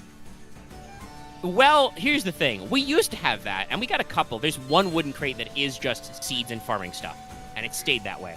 And I think for the most part, is that the one that was put outside? No, okay. It's inside. It's in the kitchen. And I think the crate that holds our CDs and VHS tapes is also stayed mostly pure. But just there's so much overflow, like, and again, you've like fucked with respawn timers. Like, we ended up after like 2 or 3 police station runs with so many guns and gun accessories and bullets, and just picking them off dead cops and stuff, that we ended up needing a second crate for all our gun stuff that was wooden crates. So like, there's overflow. I don't think we ever had a crate we agreed on where like extra clothing and shit goes, that kind of stuff. We started with putting our like crafting materials in the closet, but then we ran out of the closet space. So yeah, like we just have a lot of overflow problems. Hopefully, since Axe built some metal crates and those have a lot of storage, we can like clean that up a little bit. But in general, there is an issue on the server side with more intake than output, and with 3 of us living and working out of one house, that is like rapidly, increased, right? Because, I'll go out and I'll like, run into a house and be like, okay, this is a new house. I'm looking for all your small electronics, but I will also double check your fridge. What's that? You have something interesting and perishable? I'll take it. Not accounting for the fact that there have been several times where I have kept myself healthy and fed on an exploration run by just digging protein bars out of zombies' pockets. It seems to spawn a lot. That's my emergency food. Yeah, but then like I said, so I'll grab like I straight up I don't fuck with canned goods anymore. We have so many canned goods. I don't even. But like, and then same with like books. I don't usually fuck with books, though. I will, if it's a high level book, I will usually ask like Axe, hey Axe, you remember if we need blah blah blah book. I think he even found a couple of the ones we were looking for just in a house the other day. So shit like that. And then, like I said, once you've got 3 people all doing that, stacking together, and then again, it used to be all 3 of our characters had well organized, and now I do not. So that means that I have like crates I cannot take stuff out of that I could put in because of expansion. Well organized, very OP. So yeah, it's turned into a little bit of a clusterfuck. I would love to reorganize some of it, and maybe with, like I said, with the extra crates we can. I know we ended up with like 2 fridges just bolted to the outside of our house for overflow. Mm-hmm. But we're well fed and well armed.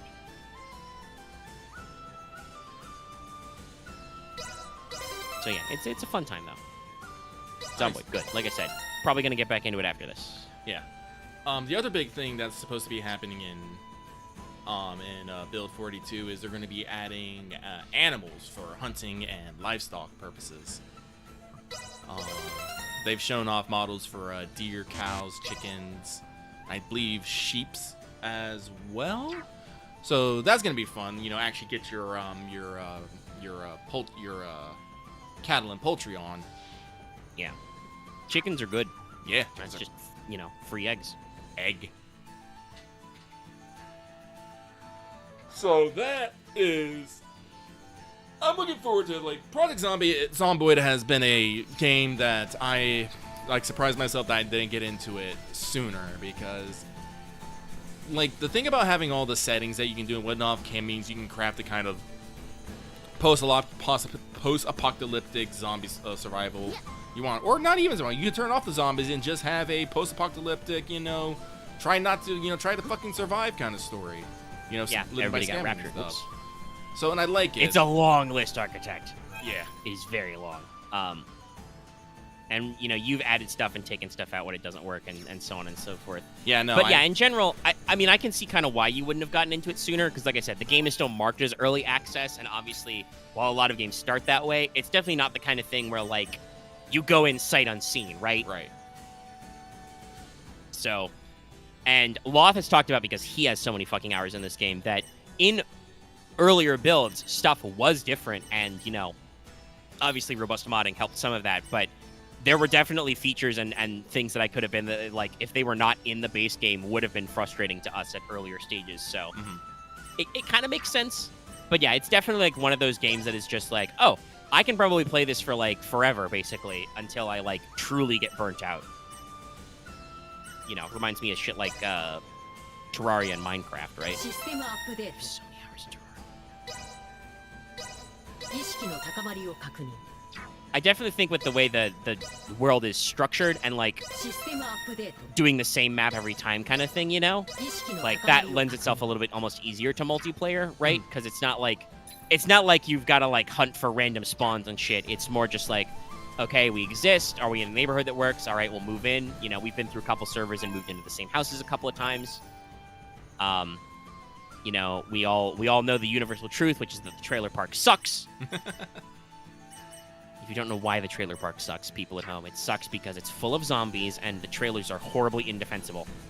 They're full of windows without shades, so you're just in a thin-skinned box with loads of zombies around you. And unlike a real trailer park, there aren't a lot of shotguns in the drawers or under the bed. Sometimes you find them. Not as many as you like. Yeah. And even then, I still don't think we're still not really packing like the real shit. I did find an M1 Grand.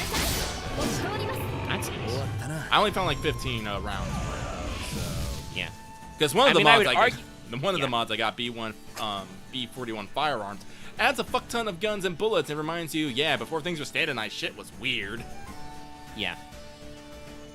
But at least with assuming the game does not get that anal retentive about it, at least with an M1, that's, you know, that's stripper clips, so you can just feed bullets into it. Mm-hmm.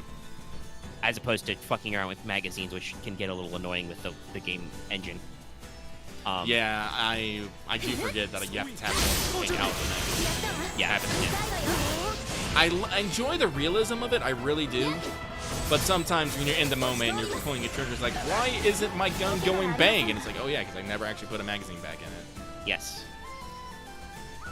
There's also, like, you know, there are jams, but having had a jam in a tense situation, there's no, like, clear indicator after I, like, cycle the magazine. I was like, why is it still not firing? Is it just not putting a fully loaded mag in? I think I should find... I think there was a couple mods that I was looking at. I think there is a mod that will actually tell you when you're, like, jammed and stuff. I think your character, like, say something above their head or something. I'll look into that. Yeah. And because in real life, you would notice a jammed firearm. Yeah. But because you're little sim people, you know, you don't necessarily realize when your gun goes click, you're like... You're thinking maybe empty magazine, not jam. Yes. The only way I would know for sure is either counting or going into my inventory and being like, wait, no, I definitely put a fully loaded magazine in here. Why isn't this working? Right, like, undo, stuff like that.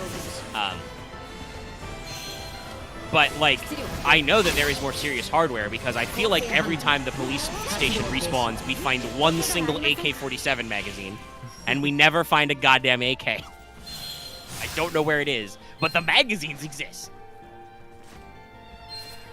So there's definitely heavy shit out there somewhere. We just still haven't figured out where. But, you know, if we keep making more safe houses and you know, going on more day trips, there's probably other places we can poke. There's different things. Oh, yeah. That's the thing I'm trying to work on right now, besides turning my place into a fucking fortress, is setting up safe houses at intervals, so if we go out and travel, we always have a place to fall back to. I'm setting up the fobs. Yeah. Well, and that's, honestly, again, you know, this game is fairly realistic. Sometimes it's not realistic. Like, there's some you know, standard gameplay assumptions, but... And I'm like, you know, the respawning is one of those, for instance, with the way you've got it set up. But, like, in general, I think that is how you would handle... Because there's so much stuff that we can't do on our own, right? Like, we can't, like, build a machine shop in our houses to make some of these parts, you know, right? You know, we can't, like, melt down scrap metal and, like, turn it into things. Oh, you can with mods, but not everything. No, it's a modded feature, so it's not universally. But like, how I think you would handle this sort of thing is you would build a scavenging economy, basically, of like, okay, so we've got our main base, that's where we keep most of our shit, that's where we've got our storage, we know we've got a safe place to sleep, you know, we know that there aren't a lot of zombies spawning around, that's where you can do stuff like grow static food, etc., etc. But because there are things you need to scavenge, you would basically build probably a network of bolt holes and safe houses and just be like, all right, I'm going to go out, and if the zombies are a problem, I'll go hide here, there, wherever. You know? And the game kind of works for that, like, both in terms of just, like, role-playing or preferred potential. There's a lot of interesting structures, right? Like, there's an office park that has, you know, kind of some stuff to find, but mostly it's just, you know, rows and rows of desks of people doing paperwork, right? Yeah. But there's like schools, motels, etc. And like I could totally see people just like taking those over. Like if you wanted a place where like a lot of survivors could crash, I think there's that one like closed down restaurant, right? Yeah. Like that's got a lot of floor space that you could work with for like setting up beds and shit and adding crates. And it does, I think, have like a kitchen in the back, so you could still handle like food and water. There's no bathtub, but mechanically, I don't think there's a difference between washing yourself in a sink and washing yourself in a tub. I don't know. Yeah, no, but you know, and I like, and this is the kind of things I like doing. I just like going out and building and expanding and doing all this other stuff. Yeah. Like, one of the safe houses I made in our server was at the Watts Motel right outside the trailer park. And for like an in-game day, I was just there like knocking down walls. I turned one of the bathrooms into the kitchen, expanded that, added mini fridges, put in a sink. Did I put in an oven? Yeah, I put in an oven. These are like crappy ass motel rooms that don't even have like mini fridges in them. So it was a complete renovation. I broke down beds, put in like 3 small beds, added crates for storage. I, you know, barricaded the outside. I realized that I did it wrong slightly. I should have made it on the second story floor instead of the first. So you could do the escape rope trick. So people have to actually climb into the safe house. But I was like, it's fine. We're not too messed up about it. But still, you know, learn. Yeah, learning stuff. But even then, you know, you used metal plates to cover the windows and stuff. So, like, it's fairly secure. Yeah. Added some extra crates for the storage. And it's now, whenever you want to journey, you know, north, again, with the slower days, it's not as important, but it's still good because if you, like, go way north of where we normally live, you know, if you need a safe place to recuperate and, you know, prep food, whatever, you've got it. And, you know, it lets us sleep overnight. Because, boy, Newman is important. Also, Axe, the materials aren't that rare-ish. Once you get metalworking, like, I am drowning in, metal, like small plates, metal plates and small metal plates, and especially pipes. Fucking pipes. Jesus. And even then, there's still plenty, like, honestly, when we get back into the server after this, we probably won't be too long. There's one decently chunk thing I probably want to talk about still. Talk about stuff like I've been watching. You know, I need to run down to the like, warehouse auto parts shop or whatever, which I have marked down on my map, by the way. I don't know how much you use the map, Axe, but, like, no, we have not talked about Gensakai yet. I don't think we really need to go into detail. You should go watch the episode and just, you can experience our doom. As seems to be a running theme occasionally with Gensakai, the dice hated our guts last night, or not last night, last week. All of our guts, even me. But yeah, what I was going to say was, I make sure to, whenever I personally walk up to a new interesting building, I put a mark of some kind on my map to kind of, like, get my head wrapped around, like, what it is. You know, I've got a mark for the police station, I've got a mark for, like the school. I think it's an elementary school or something, and I'm just like, yeah. I put a skull on it. I'm just like, don't go there. It's something. You know, shit like that. Got a marker for, like, the pizza place, you know, the couple little shopping districts we have and stuff like that. Just so I know generally where I'm going for things. I made sure when we were coming back from the when we were going towards the military base to mark the correct turns. Yeah. Which did actually come in handy when Lucky was dead and Loth had to drive us back. I was riding shotgun and was able to make sure he was on the correct turns and stuff. Because when it snowed, a lot of the ground is just white, and it was a little hard to navigate sometimes.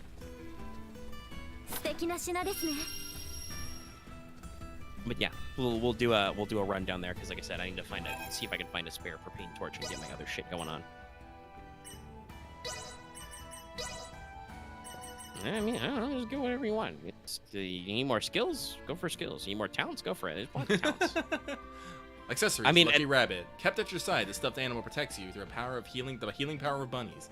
It is so very fluffy. Thank you. I love this kind of flavor text. Flavor text, good.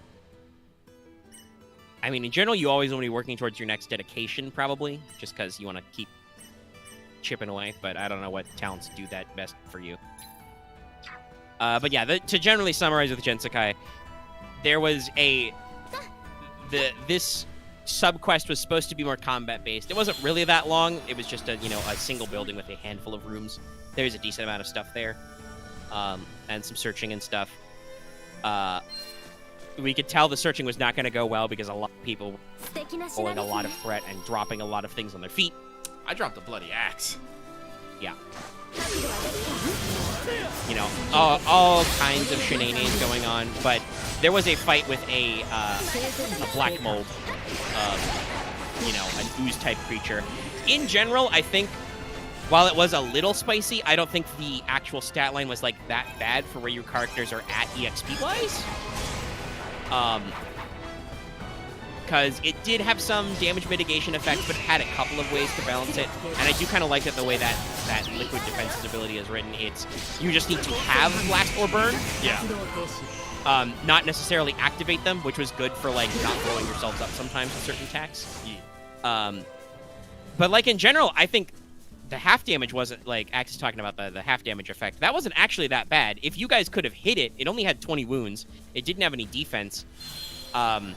Technically, your skill checks were just, like, one red, one purple for the most part.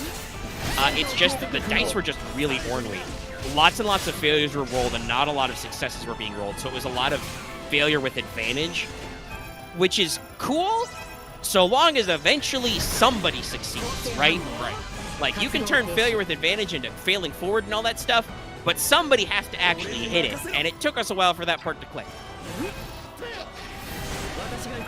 So it was just, the session was like an extra hour long. It didn't have to be, and it got bogged down. And at the very least, I'm kind of glad that means that we'll have a full-bodied session of some Aftermath stuff. You guys have had some interesting ideas about business and whatnot. We do some, cleanup stuff to handle with the downstairs, but yeah, the fight was just horribly tedious, and nobody had a good time, me included. At one point, I, like, spent a story point as supporting NPC to spite myself, because I was like, fuck it, I'll spend a point to hit me as me. I don't care anymore. I'm tired of this. And, like, it's just one of those kind of unfortunate things where the dice just aren't going your way. Like, if it was genuinely, like, problematic, like, if it was just beating your guys' ass, you guys could have probably just, like, retreated and tried to come up with a clever solution. Like, okay, it's a plant. What do we do? Why don't we, brew up an herbicide or pour boiling oil down there or something, But it was just, nobody, me included, was hitting anybody, so it was just kind of, like, annoyingly unfun. Yeah, no, because we had several spellcasters who can, just slap the desired effect on, on things. Well, except for Aaron. Aaron cannot, literally. Yes. I mean, he could add Blast and did at some point, but it was definitely, like, the easiest way of just making his spells fire. No, he literally cannot do that.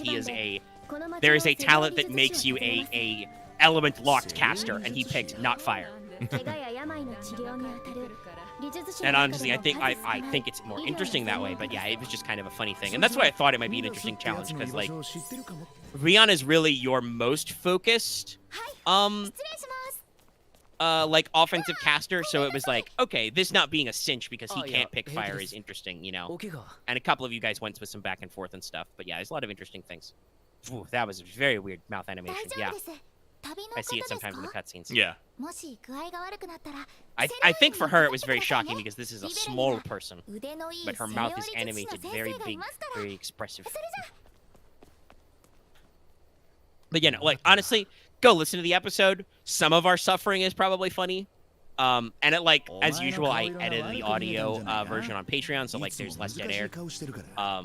And you can just, if you're watching the video version, you can just watch our rolls of despair. You can see all of them every time. Even when I hit, it's like, success, 2 threat. Well, I can't even do anything funny then. And I think my only good hit was on Dallas, so it's not like it mattered a lot, because he's so fucking tanky. Yes, and Dallas immediately went, I hate everything, kill it. Yeah. Dallas has a very funny, like, parabola of role playing. He role plays very intensely right up to the moment where a combat takes like we're just starting to hit that extra half an hour of fighting, and he's just like, all right, I'm getting tired of this. I'm done here. I'm just kill it with fire, make him die, and we're all just like, we're trying. Oh my god. But yeah, it should still be a good time. Go check it out. But so the thing I wanted to talk about was, among other things, like I said, last week, God, time is so weird and compressed. But last week, for instance, I, binge blasted all of 8th MS Team. Yeah. So I was thinking just like, I'm in kind of a, there's a new series airing. I've watched a whole series. I'm kind of a Gundam-y mood. Unfortunately, for some ungodly reason, the streaming rights to Gundam are all over the fucking place. Probably localization and like dubbing versus subbing's fault. But Lucky had quite a while ago when it first came out talked about you watched Gundam Hathaway. Yes. The first film was called Hathaway. The novel was called Hathaway's Flash. Yes. So if I accidentally call it Hathaway's Flash, I might mixed up. I think the novel was in like 2 or 3 parts, so they're planning like 3 movies, I think. Something like that. Yeah, the next one has some trailers coming out on like Netflix Japan, so I think it's getting closer to coming out. But yeah, so on Netflix, I finally watched Hathaway, and it was interesting. I think overall plot structure-wise, for being a Gundam piece of media, the way the movie is structured is very interesting, right? Right. There is a lot of like basically spy thriller stuff through most of it. Now, Gundam's not afraid of like that part of the war stories it tells, but usually that's not main character stuff, right? Right. Like, that's supporting character stuff, do the little sneaky bits, and they come back to the main characters and the giant robots. I think it's like halfway through the film before the first giant robot fight happens. Oh, I think almost. And it's not even a protag fight. Yeah. The main character's Gundam doesn't show up until the climax fight. Now, it's really good. The animation, very solid. It's got a Sawano soundtrack. Very choice. It is very choice. But, like, it's the first movie is all about this slow burn. And it's, like I said, it's interesting. It's different. I also think the way it handles, like, characters and politics and, like, the normal antagonist-protagonist split is also very interesting. Slight spoilers, but also kind of part of the, like, default assumption of it. So, Hathaway's Flash is set in the original Gundam timeline, the UC Universal Century. I think it is the most chronologically late piece of media that's been put out. I couldn't tell you. I really couldn't. Fucking Gundam I think it is. Yes, it's hard to tell. And actually, this is why something I appreciate about Netflix and something I've actually been engaged. Some parts of it were a little confusing with the timing, like figuring out exactly what's going on. But you can... There are some flashbacks and stuff. You can catch up a little on Netflix if you so choose, because Netflix has the streaming rights for the movie compilations of the original Mobile Suit Gundam. And also Char's Counterattack. I haven't gotten around to watching that one yet, but I believe that's the one that's most relevant to like stuff that is happening in Hathaway. I've not gotten through all of them. I did watch the first one, but it took me several sittings because they're long. I think all of the compilation movies are over 2 hours long. Makes sense because the original Mobile Suit Gundam is like 40 episodes, but it's a fairly good, easy watch because the compilation movies are like, they fix some of the animation errors and they cut out a lot of like fluff and filler stuff, basically. Stuff that for pacing was in the TV version. But yeah, so some parts of the timeline stuff still confuses me. But the way they handle, like I said, like good guys versus bad guys is like very interesting. Gundam, like I said, is not afraid to do the kind of gray versus gray stuff, but usually one faction very clearly very wrong. Again, like I said, I watched the first compilation movie of Mobile Suit Gundam. In case you guys haven't, you're probably familiar with the concepts of the original MSG, but you may not know the actual beats. Everybody knows Zeon drops colonies, right? Everybody knows that one. That's the intro. That's the start of the series, is is Zeon dropped a colony. They start by fucking Shrekking Australia. Also, yes, that's canonical. I think the colony drop was in Sydney. At least some versions of the movie show The Opera House. Anyway. So, like, they suck. They also, in, I believe, the context of what was the first episode of the TV series, in their Zaku's, they gun down helpless civilians as well. We do a little work. And so, while the Federation are not usually great guys, like, usually there's one faction that does a big crime earlier, and you're like, oh, these guys suck, right? Right. Hathaway is not like that. While our main character, Hathaway Noah, is very quickly outed as part of a terrorist organization called Mafti. I don't know if that's supposed to mean anything. I think it's like Arabic or something. Like, I think that the full title of the Mafti Nuve Aaron or whatever is supposed to be like King of the Prophets or something. I don't know. Gundam does throw a lot of nouns at you, y'all. Gundam loves nouns. And they don't explain shit. But he's part of a terrorist organization that is trying to get people to relocate to space permanently. Because, after all those colony drops, we just can't stop dropping colonies. The Earth is in a bad way. It's gonna be bad. But the way Mafti accomplishes this is through classical terrorism. It's usually infrastructure attacks on the Earth Federation, but they're like blowing up buildings and shit. And it is quickly revealed that like the reason why, because the like prologue bit, the like first story beat is actually very interesting. It's kind of actionized, right? Yeah. But it's on foot. Some terrorists claiming to be Mafti, they're not actually Mafti, they're just fakers, take over a space plane full of like really high-level Federation people, including our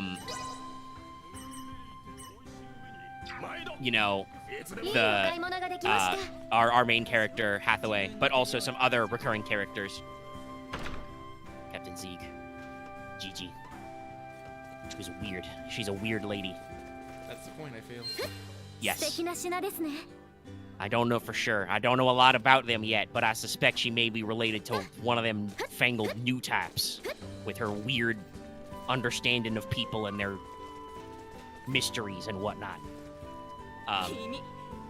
But yeah, so like hijackers hijack, a fucking fancy airplane, but it's a space plane, and Hathaway is one of the ones who just fucking takes them down, murders those guys, murders them fools. Violence. With some really baller animation. Like, the choreo on this shit is really good, considering this is, like I said, the intro bit that doesn't even involve the giant robots yet, right? Right. So there's a lot of production value in these movies. But, like, it comes out later that he's on this flight because he was planning on assassinating all of those Earth Federation, like, ministers and wanted to, like, see their faces before he did it. Mm. So, like, he's not really a good, nice guy. So even if he has positive motives, but also I feel like this show is written after so much has happened in this version of the Gundam timeline, right? We're at the point where everybody kind of sucks, Like, the conflict has gone on long enough that just, like, everybody's kind of assholes. The Mafti are not really great. They are straight-up terrorists. They will blow some shit up. But, like, the Earth Federation guys we see are not any better. The captain guy is weird. Like, I'm pretty sure I need to report him to HR for his interactions with Gigi. And also, like, he does some police brutalities. But also, he at least kind of seems like he genuinely believes in, like, law and order and shit, Yeah. And, like, when his boss is off gallivanting around, attacking randos, he's just like, God, that guy's just being a useless asshole right now, Like, so everybody has their principles, but also they do bad shit. And it's kind of a weird vibe. It's interesting. For instance, they, one of the drivers of the big enemy mobile suit, the Penelope, like, they have an urban combat fight, and possibly even more so than like 8th MS Team. Like 8th was really good at making you feel the scale, right? Yeah, no, this is like literally one of my favorite scenes in Hathaway. Hathaway makes you feel the scale, but from the perspective of not just the soldiers, but from just being a guy. Yeah. Like I said, the original Mobile Suit Gundam, Zeon and Zaku's whack civilians right away, but it was made in like the 70s, so it's not like up close and personal, right? Like there's people running, you know, there's a crowd shot, there's some explosions, there's a pile of dead people on the floor. It's explicit, but it's not like perfect at scale, you know? Hathaway is like, no, dude, this sucks. Like, it sucks for like, you know, exchanging missiles and explosions, you know, buildings set on fire, debris falls. Like when the mobile suit gets knocked into a building, you just see it collapsing and people are just like, at one point, I think the Penelope like lands on top of a building and just the building can't hold its weight and collapses as well. Yeah. And like they show how dangerous beams are, like not just missiles flying around, but like they have beam weapons, you know, a Gundam staple. And yes, they have like shields and stuff that can deflect them, but even those deflections are dangerous because they would be like just randomly accelerated particles everywhere, which sucks. So there's like fire raining down and people getting torched, and it's like you're like, damn, like it's a very powerful part of the movie is just this whole sequence where like Hathaway and Gigi are on foot and just trying not to get blown the fuck up, and it's not working because the Penelope pilot is kind of a dickhead. Literally, he's fighting one of the Matthew pilots who like uses the ground and the city as his backstop, and he's like, what are you gonna do now? What he's gonna do now is shoot at you because he's an asshole. Yeah. Like he's not a complete dickhead. They get a little bit of character building for him later in the movie, you know. So like, but still, it's like he does not care one whit that you've got civilians as your backstop. So yeah, no, there's a lot of like really powerful stuff there, and yeah, it's interesting, it's cinematic. I so much want to see a second movie out of this because, like I said, I don't know if I like any of these characters, you know? Not really. Because, like I said, all of them kind of do bad things, but they're all interesting. I want to see where this is going. So yeah, it's a good movie. You should go watch it. Hopefully that second one is coming out soon. Because, like I said, I'm very, very intrigued to see where this is going. Like, and just design-wise, it's a beautifully made movie. Yeah. I'm trying to remember who actually made it. Yeah, Sunrise obviously is the studio, but they're pretty decently sized these days. Let me... As we said earlier, it's a Sawano soundtrack, so there's that. Sawano is literally just one of those celebrity composers now. Yeah. It's kind of great. Okay. Alright, let's see. Director was Shuko Murase, story and script by Yasuyuki Moto. Character design, some mecha designers I don't know. And yeah, you got In Sunrise. That's good. Well, again, I really like it because it's a story that involves super fighting robots, but is not about super fighting robots. Yes. Hathaway is very much one of those movies that just does say, you know, war is bad. Yeah. It's and like it really explains all of that. Like that's a lot of this crux is this psychological, almost like chess game where like I said, Gigi has clearly figured out that Hathaway is actually part of this terrorist group, you know, and all that stuff is going on, and he's like thinking about like, shit, do I like take her with me? Do I whatever here? You know, do I just ditch her and hope she doesn't tell anybody? Which is kind of what he ends up doing, but it didn't necessarily matter because Captain Man, whose character name escapes me, he's got a one of them weird Gundam names, okay? Gundam names. Listen, you think Nasu's names are bad? I think some of them are worse than Gundam names, but like, you know, like, okay, our protagonist in the original Mobile Suit Gundam, Amurore. Got it. All right, cool. Actually, this is Hathaway's father, but his dad is named, he's a recurring character, an Earth Federation officer, you know, one of the main guys, is called Bright Noah. That's right, his first name is just Bright. Amuro's childhood friend is called Frau. Like, not like Frau, like German, but like Frau Bo. and I'm like, I don't even know what this naming convention is anymore. Whatever, space names. I'm fine. Space. You know, I sometimes Gundam even can't agree how to spell the names. I think I've seen one of the Zeon Noble's names, Caecilia, spelled several different ways. Yes, Char Aznable or Char's Aznable. Char's great though. I love it. He also has a great leitmotif. I'm really into it. I will say that's kind of interesting. Like, Gundam is such a long-running series, right? That like they have very distinct aesthetics at different points. The mobile suits in Hathaway are very big, right? They're big, blocky. They've got a lot of moving parts and greebles. You know, the original designs for Mobile Suit Gundam are very classic, though quite squared up, obviously. But it's the same with like the other aesthetics, right? Like, I talked about this with 8th MS Team, and the original Mobile Suit Gundam is much the same. That's very strong on the orchestral soundtrack, with a little bit of like, you know, late disco, early synthwave type synths and stuff, right? And obviously, like I said, Hathaway soundtrack is, you know, Sawano, so it's like electronica orchestra. It's good. It's just kind of interesting to see this series has been on so long, and like it can keep its unique identity while still changing its aesthetics so much. Yeah, go watch Hathaway. And like I said, I am planning on working my way through those compilation movies just to see what's up and get those memes. And it's decent. I think well, actually, I believe this is what, you know, the point of them. But the compilation movies so far seem to actually be like a decent way to watch. They're not short by any means, but they are more compressed. They still hit you the high points, and you still get like your mecha action and the deep-seated psychological trauma as Amuro Base slowly loses his goddamn mind. He's like 15, but he's out here murdering fools.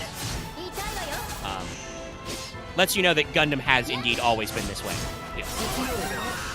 Like, that's the Gundam bones run deep, and that is kind of its feel. It's just like this very honest approach to like, and very realistic approach to war stories, where like, yeah, okay, the robots are cool, but like, damn, dude, can you actually think about what it would mean to fight another dude in a giant robot and defeat him? Again, the sequence that was originally the first episode, you know, Amuro takes out 2 Reis, 2 Zakus in the new Gundam. And, like, the first one, he, like, kills by destroying its reactor, and it goes nuclear, and it blows a fucking hole in the hab. Also, by the way, sucking his father out into space. It was, like, 2 frames. It was very, very rapid, but I caught it. I was like, oh, shit. And then the last one, he's like, shit, what do I do? Do I aim for the pilot? And it, like, he actually stabs the cockpit of the Zaku with the beam saber, and it, like, fucking holds the shot. There's even, like, a little moment, even though they show the animation of the guy, like, getting blown away in white. Like, the Zaku hand, like, reaches up towards the Gundam's face a little bit. Like, damn. Poetry in motion, y'all. I feel that it falls flat on, well, specifically modern audiences, because I don't know if I want to say people are desensitized to violence, but I feel like they're desensitized to depictions of violence. Yeah. And like I said, I think that, for example, it may just have been like TV requirements at the time. I feel like while the original Gundam has those moments, like it has those moments where you're like, oh fuck, those people are dead. That sucks, you know? Without even getting graphic, though sometimes some of those have been graphic. There are some very messy kills in IBO, for instance. As we've gotten like later, and like you said, people have gotten more desensitized to depictions of violence. Like, Gundam can get a little more direct and a little more metal with like the yeah, no, those dudes died. It was bad. Like specifically, it was bad. Like even the prologue for G-Witch, for instance, is a lot more direct and graphic, and you know it manages to keep its punch of like, oh, we're just witnessing a massacre. This is very bad news. We are establishing our introduction via violence into how these people are bad and this situation sucks. And y'all thought you weren't gonna get your war vibes in Gundam. I saw an armed protest scared off by mecha giant robots. See, there's some real bones in there. Back! Some people are still complaining that, like, G-Witch is not Gundam-y enough because there's not enough war, and I'm just like, just keep waiting, guys. Here's the thing. You gotta wait. It's the undercurrents. Something's brewing in the background, and it might boil over. No. They are taking their time to establish this series' specific themes, you know, like, and I'll say that, like, I don't know how much more the original Mobile Suit Gundam did that, but based on the movies, I don't think it did a lot. Like, a lot of that backdrop to, like, okay, Zeon exists, they're very fashy, they do a lot of war crimes, and they're very bad. They are trying to, you know, totalitarianly dominate the Earth for reasons that much later are very, very explicitly compared to Adolf Hitler. Which is, I feel like a thing that, like, talking about, like, maybe the depictions have gotten a little better, but I feel like almost like shows would be afraid to drop the hard Hitler bomb. I've seen, like, clips and comparisons. Like I said, the original Mobile Suit Gundam is not afraid to be like, buddy, your plans are like a certain German dictator. You should cool down. And then that villain just says, yeah, so? Like, okay, you're not a good guy. You suck. Even the other guy. But, like, all of the, like I said, all of that tension with, like, the conflict between space people and Earth people and all that other stuff and how bad, like, Zeon is set up, that's all exposition. That's just, like, a narrator explains to you, hello, it has been many years since humans journeyed to space. We live in cool cylinder habs. Fun fact, Tomino was actually inspired by the science fiction writer O'Neill's original story. Oh, really? Was it The High Garden? I don't remember. But the guy that the O'Neill type cylinder is named after, so in the original Mobile Suit Gundam, those are very much the classic O'Neill cylinders, and it's a recurring theme. So that I love. I love that hard sci-fi elements to it as well. Very, very realistic. But I'm a huge nerd. But like I said, all that stuff is, like, exposited to you, and obviously, like I said, the first episodes, you know, the first part of the compilation movies go out of their way to show you why Zeon are bad, but it's still, like, a lot of it is exposition heavy. G-Witch is going for a much more show don't tell approach where, like, you understand the tension between, you know, the Earthians and the Spacians and stuff, because the space-based people get away with a lot of bullshit against the Earthians for literally no repercussions up until, you know, Choo-Choo decides to dispatch the old playground justice. Knock that bitch out. There's gonna be a giant spider. There's gonna be a fucking giant spider. Is there gonna be a giant spider? There's giant fucking webs. Oh, there is giant webs, yeah. Let's see. We're doing the top-down shot. I'm watching the cutscene with a slight delay, so if Lucky screams about the spider, I won't see it right away. I will try to hold in my screaming. There's a lot of web, though. That is not a spider.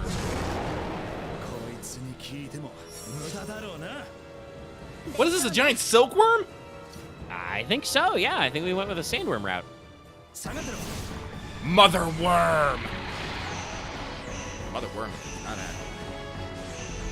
Stilgar, we have Wormsign, the likes of which God has never seen. I've been watching the movies, but the old dude has a special place in my heart. The movie adaptation. Just how fucking weird it is. But yeah, no, like I said, people who are like, oh, there's not enough war in G, which is like, guys, they're setting it up. Not everything can be like a 5-minute info dump, okay? Like, the fact that on screen they showed what was a relatively peaceful protest be chased off by giant robot suits with guns. Y'all should know. I don't know when, but I'm fairly certain that, you know, waves of protesters are going to be machine gunned in the future.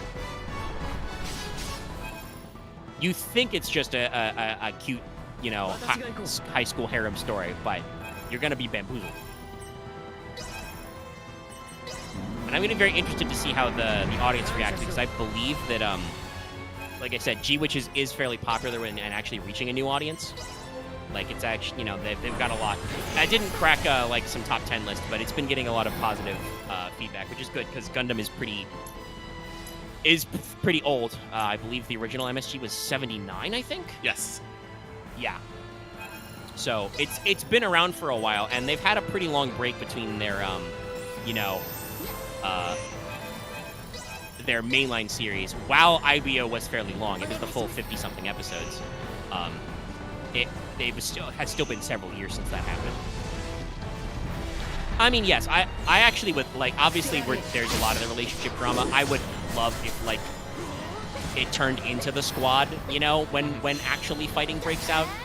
The dueling and the one-on-one is cool, but like sometimes you just need to show some of that carnage.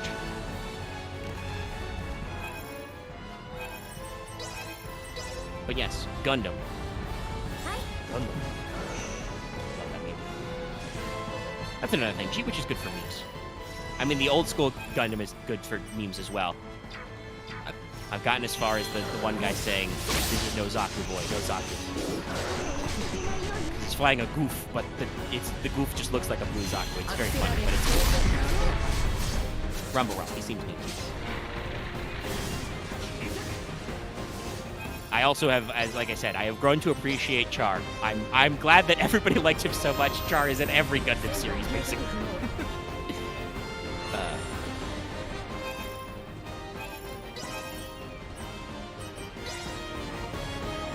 But yeah, that is one of the like 9 billion things on my long ass list of things I need to watch. For instance, I think Crunchyroll has G Gundam. Do they? They might. I think they do.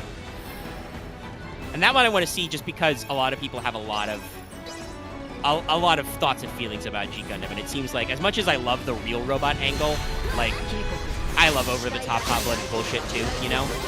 That is G Gundam. That's G Gundam.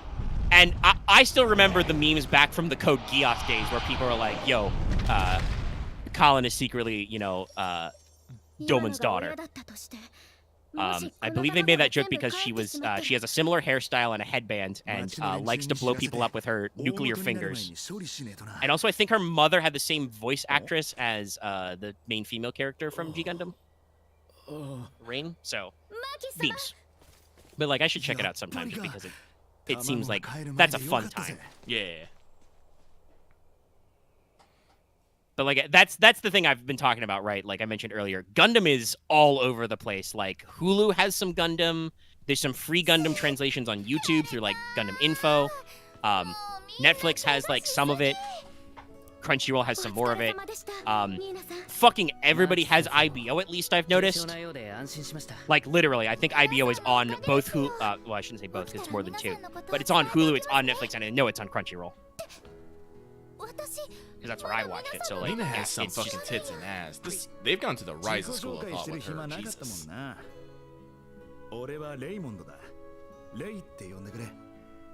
Whom the short girl? Yeah. Yeah, I'm no. Again, we got a lot of JRPG tropes.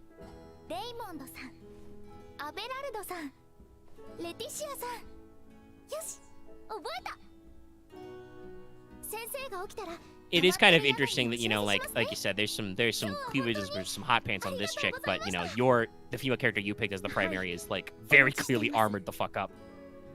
I mean, it makes sense, you know. Character designs. You know, Warrior Princess and all that stuff. Yeah, but you know, we're showing the breadth of character design.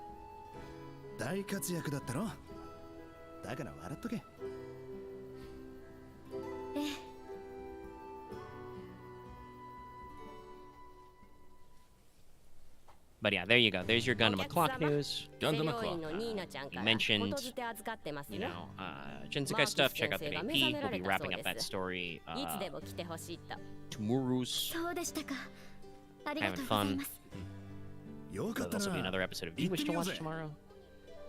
And we'll keep on watching stuff. The only other thing is...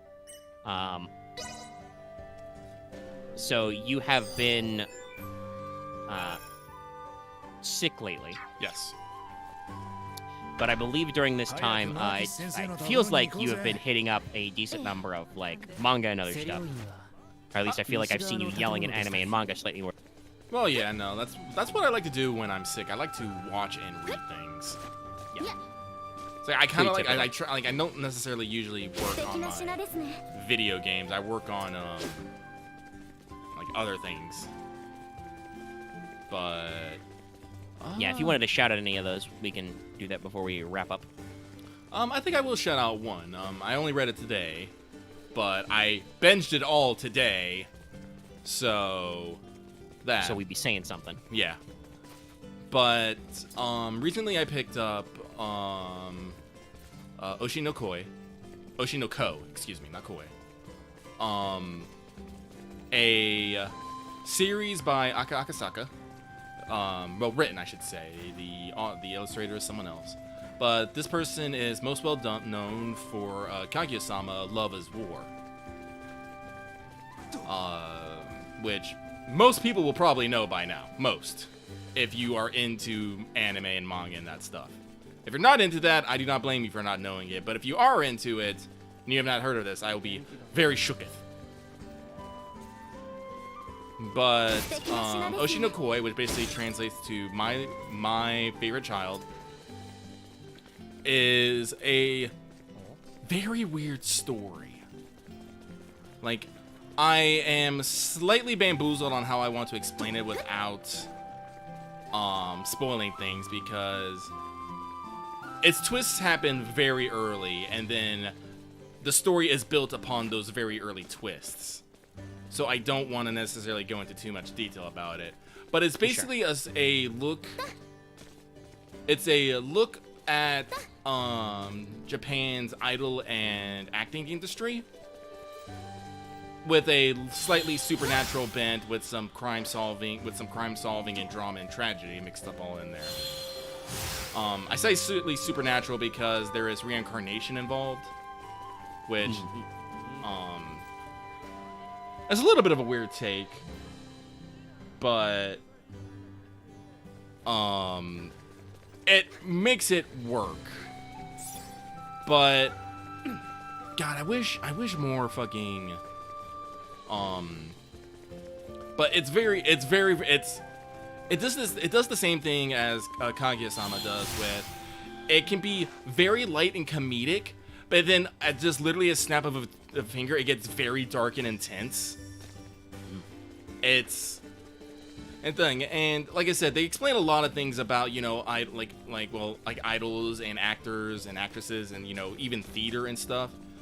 To the point that it's on Manga Plus right now. It's been picked up by Shueisha and put up there, so you can read the first couple chapters for free, the latest few chapters for free, and I don't remember how. You can read it all for free, but you have to like sign up on like their app or something for it. So it is out there, but oh god, I love it. I really love it when scantilator teams do this.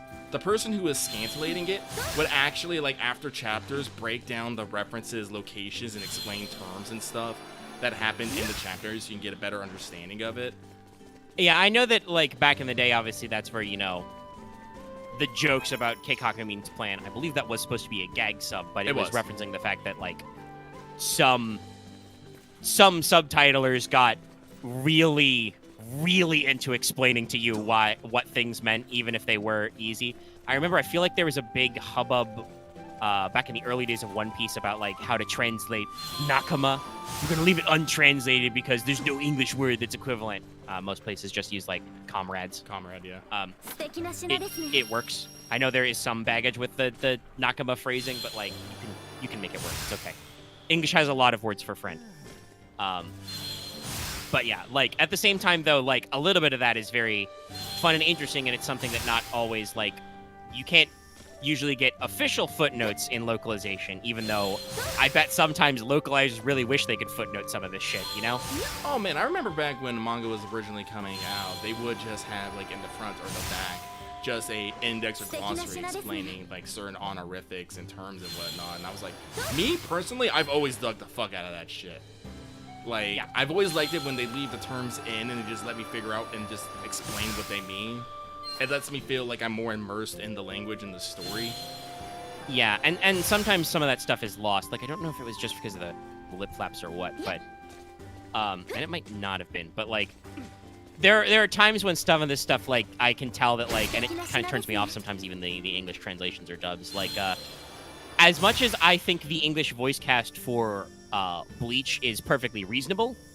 They had a lot of good people doing it, you know, Johnny Youngbosh in the main role and stuff. I did not like how they handled a lot of that translating. Like, for instance, they would do things with, like, character names where in the original, in Japanese, they would be saying each other's surnames, no honorific, which is a very formal, standoffish way to say. Like, for instance, Ishida and Ichigo. In the English dub, they do just switch to using their first names. One that's very weird because almost nobody calls Uryu Ishida Uryu.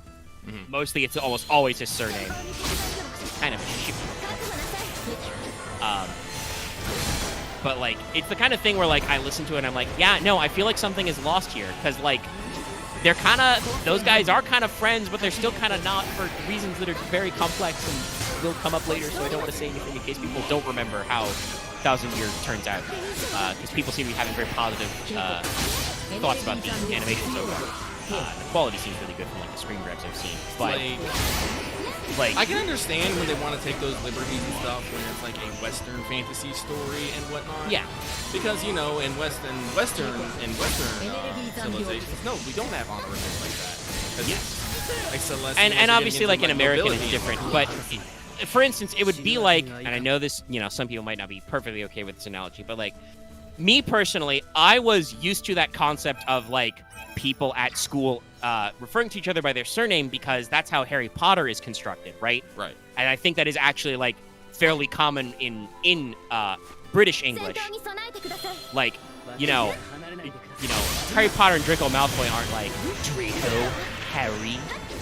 It's, you know, it's Potter, Malfoy. Like, it's like that, right?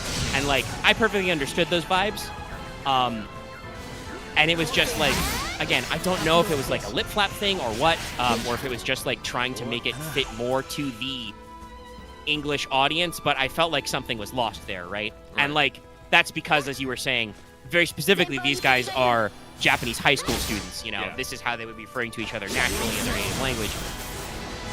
Whereas, like you said, more European-style fantasy, you can kind of play with that, like, because people would address themselves differently. And sometimes, you know, for very, like, European-sounding things, sometimes I have that problem in reverse, where, like, listening it to a Japanese, I'm like, this is a little rough because their pronunciations of things are weird.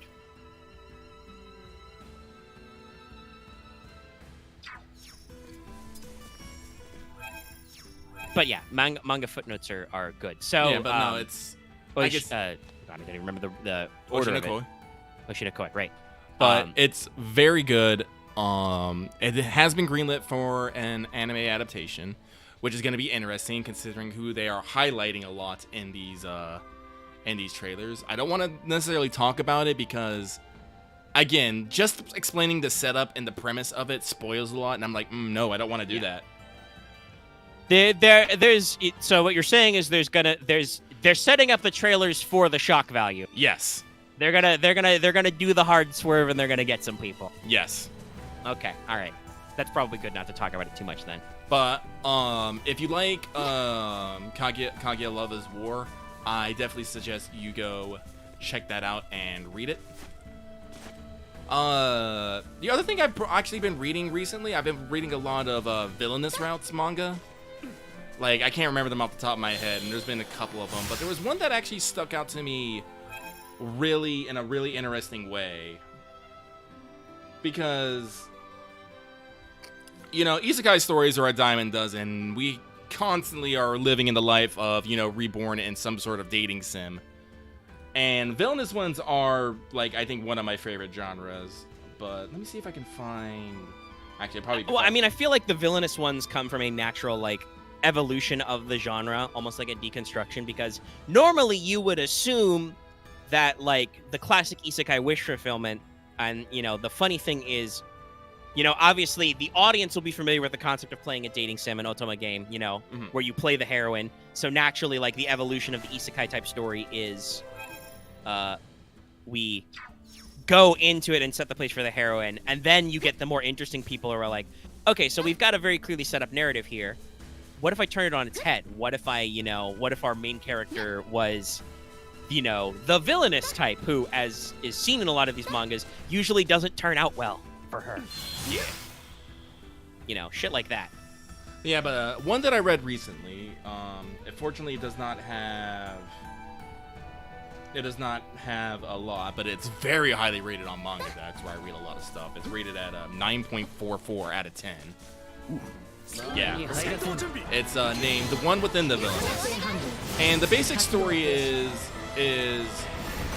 like many of these things, you know, one day the villainous character wakes up as a child, realizes that they're from another world, and decides that they are going to, you know, not be a fucking dick and just try to live a nice and happy life, right?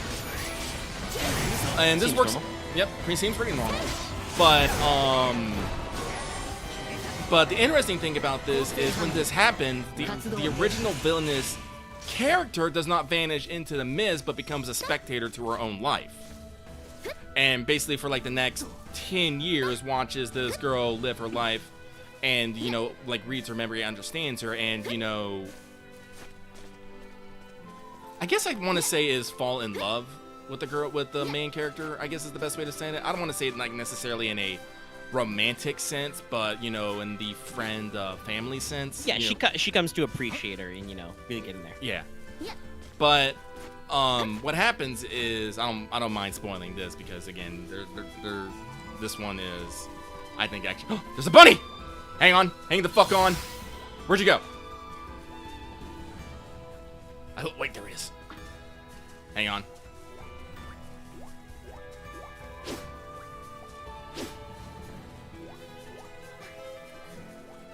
Oh, I have to action it. Okay, hang on.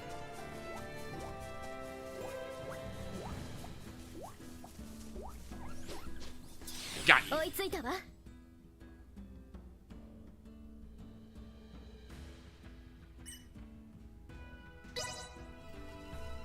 I captured a soft yellow mini bunny.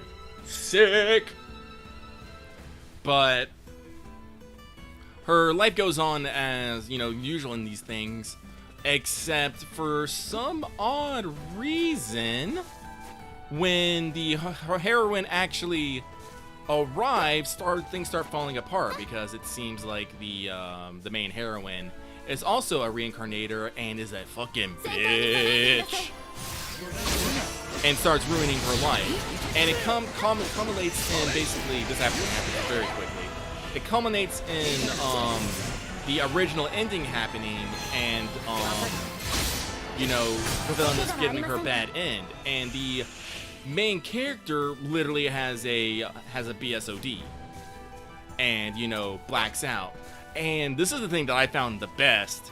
The villainess comes back into the fray. And she is pissed. And basically swears that she will take revenge on everyone for ruining her fucking beloved Emmy's dreams. And goes out to basically fix the world before the heroine can, so she can completely and utterly fuck her over. Because so we've got like genre subversion of the genre subversion. Yeah, no, it's really good. I love it. This sounds very interesting. Yeah, this is the kind of stuff that in a meta context I really love when we look at a genre and then we do the genre within the genre and then we made a third genre inside of that genre. Like, that's always really interesting to see how writers like do this kind of stuff. Basically the villainous whole reason the air is basically the best revenge she's going to have is to have the world be safe and for her to have a happy life. And completely fuck over the heroine. It's so good. I might go reread it later just because I love it that much. Like I'll probably repost the title in our anime manga so if people want to check it out.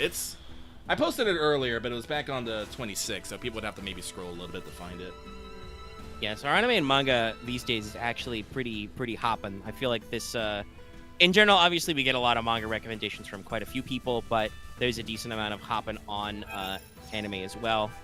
Like G-Witch is obviously very popular. But there's definitely like, you know, obviously there's some talking back and forth about CSM. It's very popular. There's also some hype about the Arknights anime. I think the first episode came out. People are saying the anime is good. I wish people could get hype about it, but I just can't. Arknights was good, but it's just too sad. Yeah, I don't know. Maybe you should check out the first episode and see like what the tone is like. It sounds like it's a good production and they put some value in it, but it's also like, do I want to watch what we got on here. Oh, I need that. This one.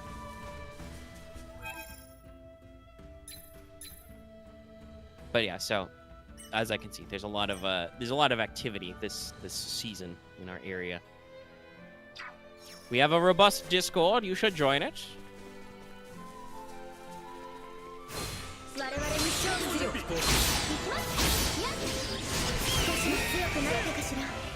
All right. Monkey, shut up. Anything else you want to bring up? No. We have been here for 3.5 hours. Yeah, we've been here for almost 4 hours. Yeah. And I think that's a good time. Like I said, most of what I've been doing in Star Oceans is running around destroying the countryside with my twin swords. Yeah, but hey, people have probably got a good look at the footage, what the game is like, if you want it. Seems interesting. Seems fun. No, like honestly, like when I'm not probably playing Project Zomboid, I probably will be playing more of this. It seems like a good game to like flex in and out. And you can you will have time to wrap up whatever you're doing while I edit this audio. Hopefully, it will not be as bad. Like I said, my sinuses weren't melting today. I knock on wood. It's okay. I'm not gonna. But I know that for sure I will be more focused on the chipping away at the audio, so I will get less distracted. But yeah, we'll edit it down, and then we'll jump into Zomboid, so you have time to wrap up. We also started recording earlier than we do for Let's Talk, because that's on a weekday after you, well, usually scheduled after you get back from work. Yeah. Obviously, like I said, you've been sick, but it's just the way our schedule works with stuff. This one is set at a different time. But anyway, we'll wrap up. And if you don't need the audio, though, you get funny time extra 4 times audio for us on Patreon. $1 level. Though again, I would wait a couple of days, wait until the 1st of November before you do that, just so you don't get double booked. But I appreciate the support. Also, yes, Axe. I'll try and log in for some 14 tomorrow, and we knock out some Wondrous Tales. So we will we'll go ahead and wrap her down, and you can check out the video with the VOD. If you got here late, for instance, go back and check out that VOD. Okay, so Outron. If you like this video, be sure to give it a like. I think we have less current viewers and likes. The numbers are weird again. But if you haven't liked the video, give us a like. It helps get distributed if people enjoy it. If you want to, you can leave a comment in the comment section down below. Also, like I said, I repped our Discord. Should be in the description, a link to the Discord. Cool. We got lots of channels, so you can come hang out. You can watch things together. If you haven't already, please subscribe to our channel. Get those sub numbers up. We're cruising towards 32. Fun ideas for that one. I had some previous plans that I'm kind of in the middle of, but I don't have the sub numbers again, so I don't know when we'll get there. But we have other things I can bust out as well. Projects, plans, things, thoughts. Even if you're already subbed, make sure to ring that bell for notifications. You always know when we post a new video, so that you can know when we post Let's Talk FGOs at like midnight and do other things, release a new Wanted, etc., etc. And also, let's see, did we do the patron bit? Yeah. So after hitting that bell for notifications, consider joining our channel membership. Get access to membership badges and emotes. The more memberships we get, the more emotes we can have. And also, it gives us more cash so that we can funnel that cash into Lucky, and eventually, out of the Lucky funnel comes a tablet. Capitalism, everybody. We just pour money in the hole, and eventually stuff comes out. You hope. You hope stuff comes out. You hope you just don't throw money in the void over and over again. Anyway, after that existential crisis, that's everything for this week's What's Up. Be sure to come back Monday for more Rat Game, Plague Tale Requiem. Keep your eyes peeled for our other usual Yu-Gi-Oh! And Final Fantasy XIV streams as well this upcoming week. And, be sure to check out Let's Talk FGO after this. And, yeah, that's all from me. Good night, everybody. Good night, everybody.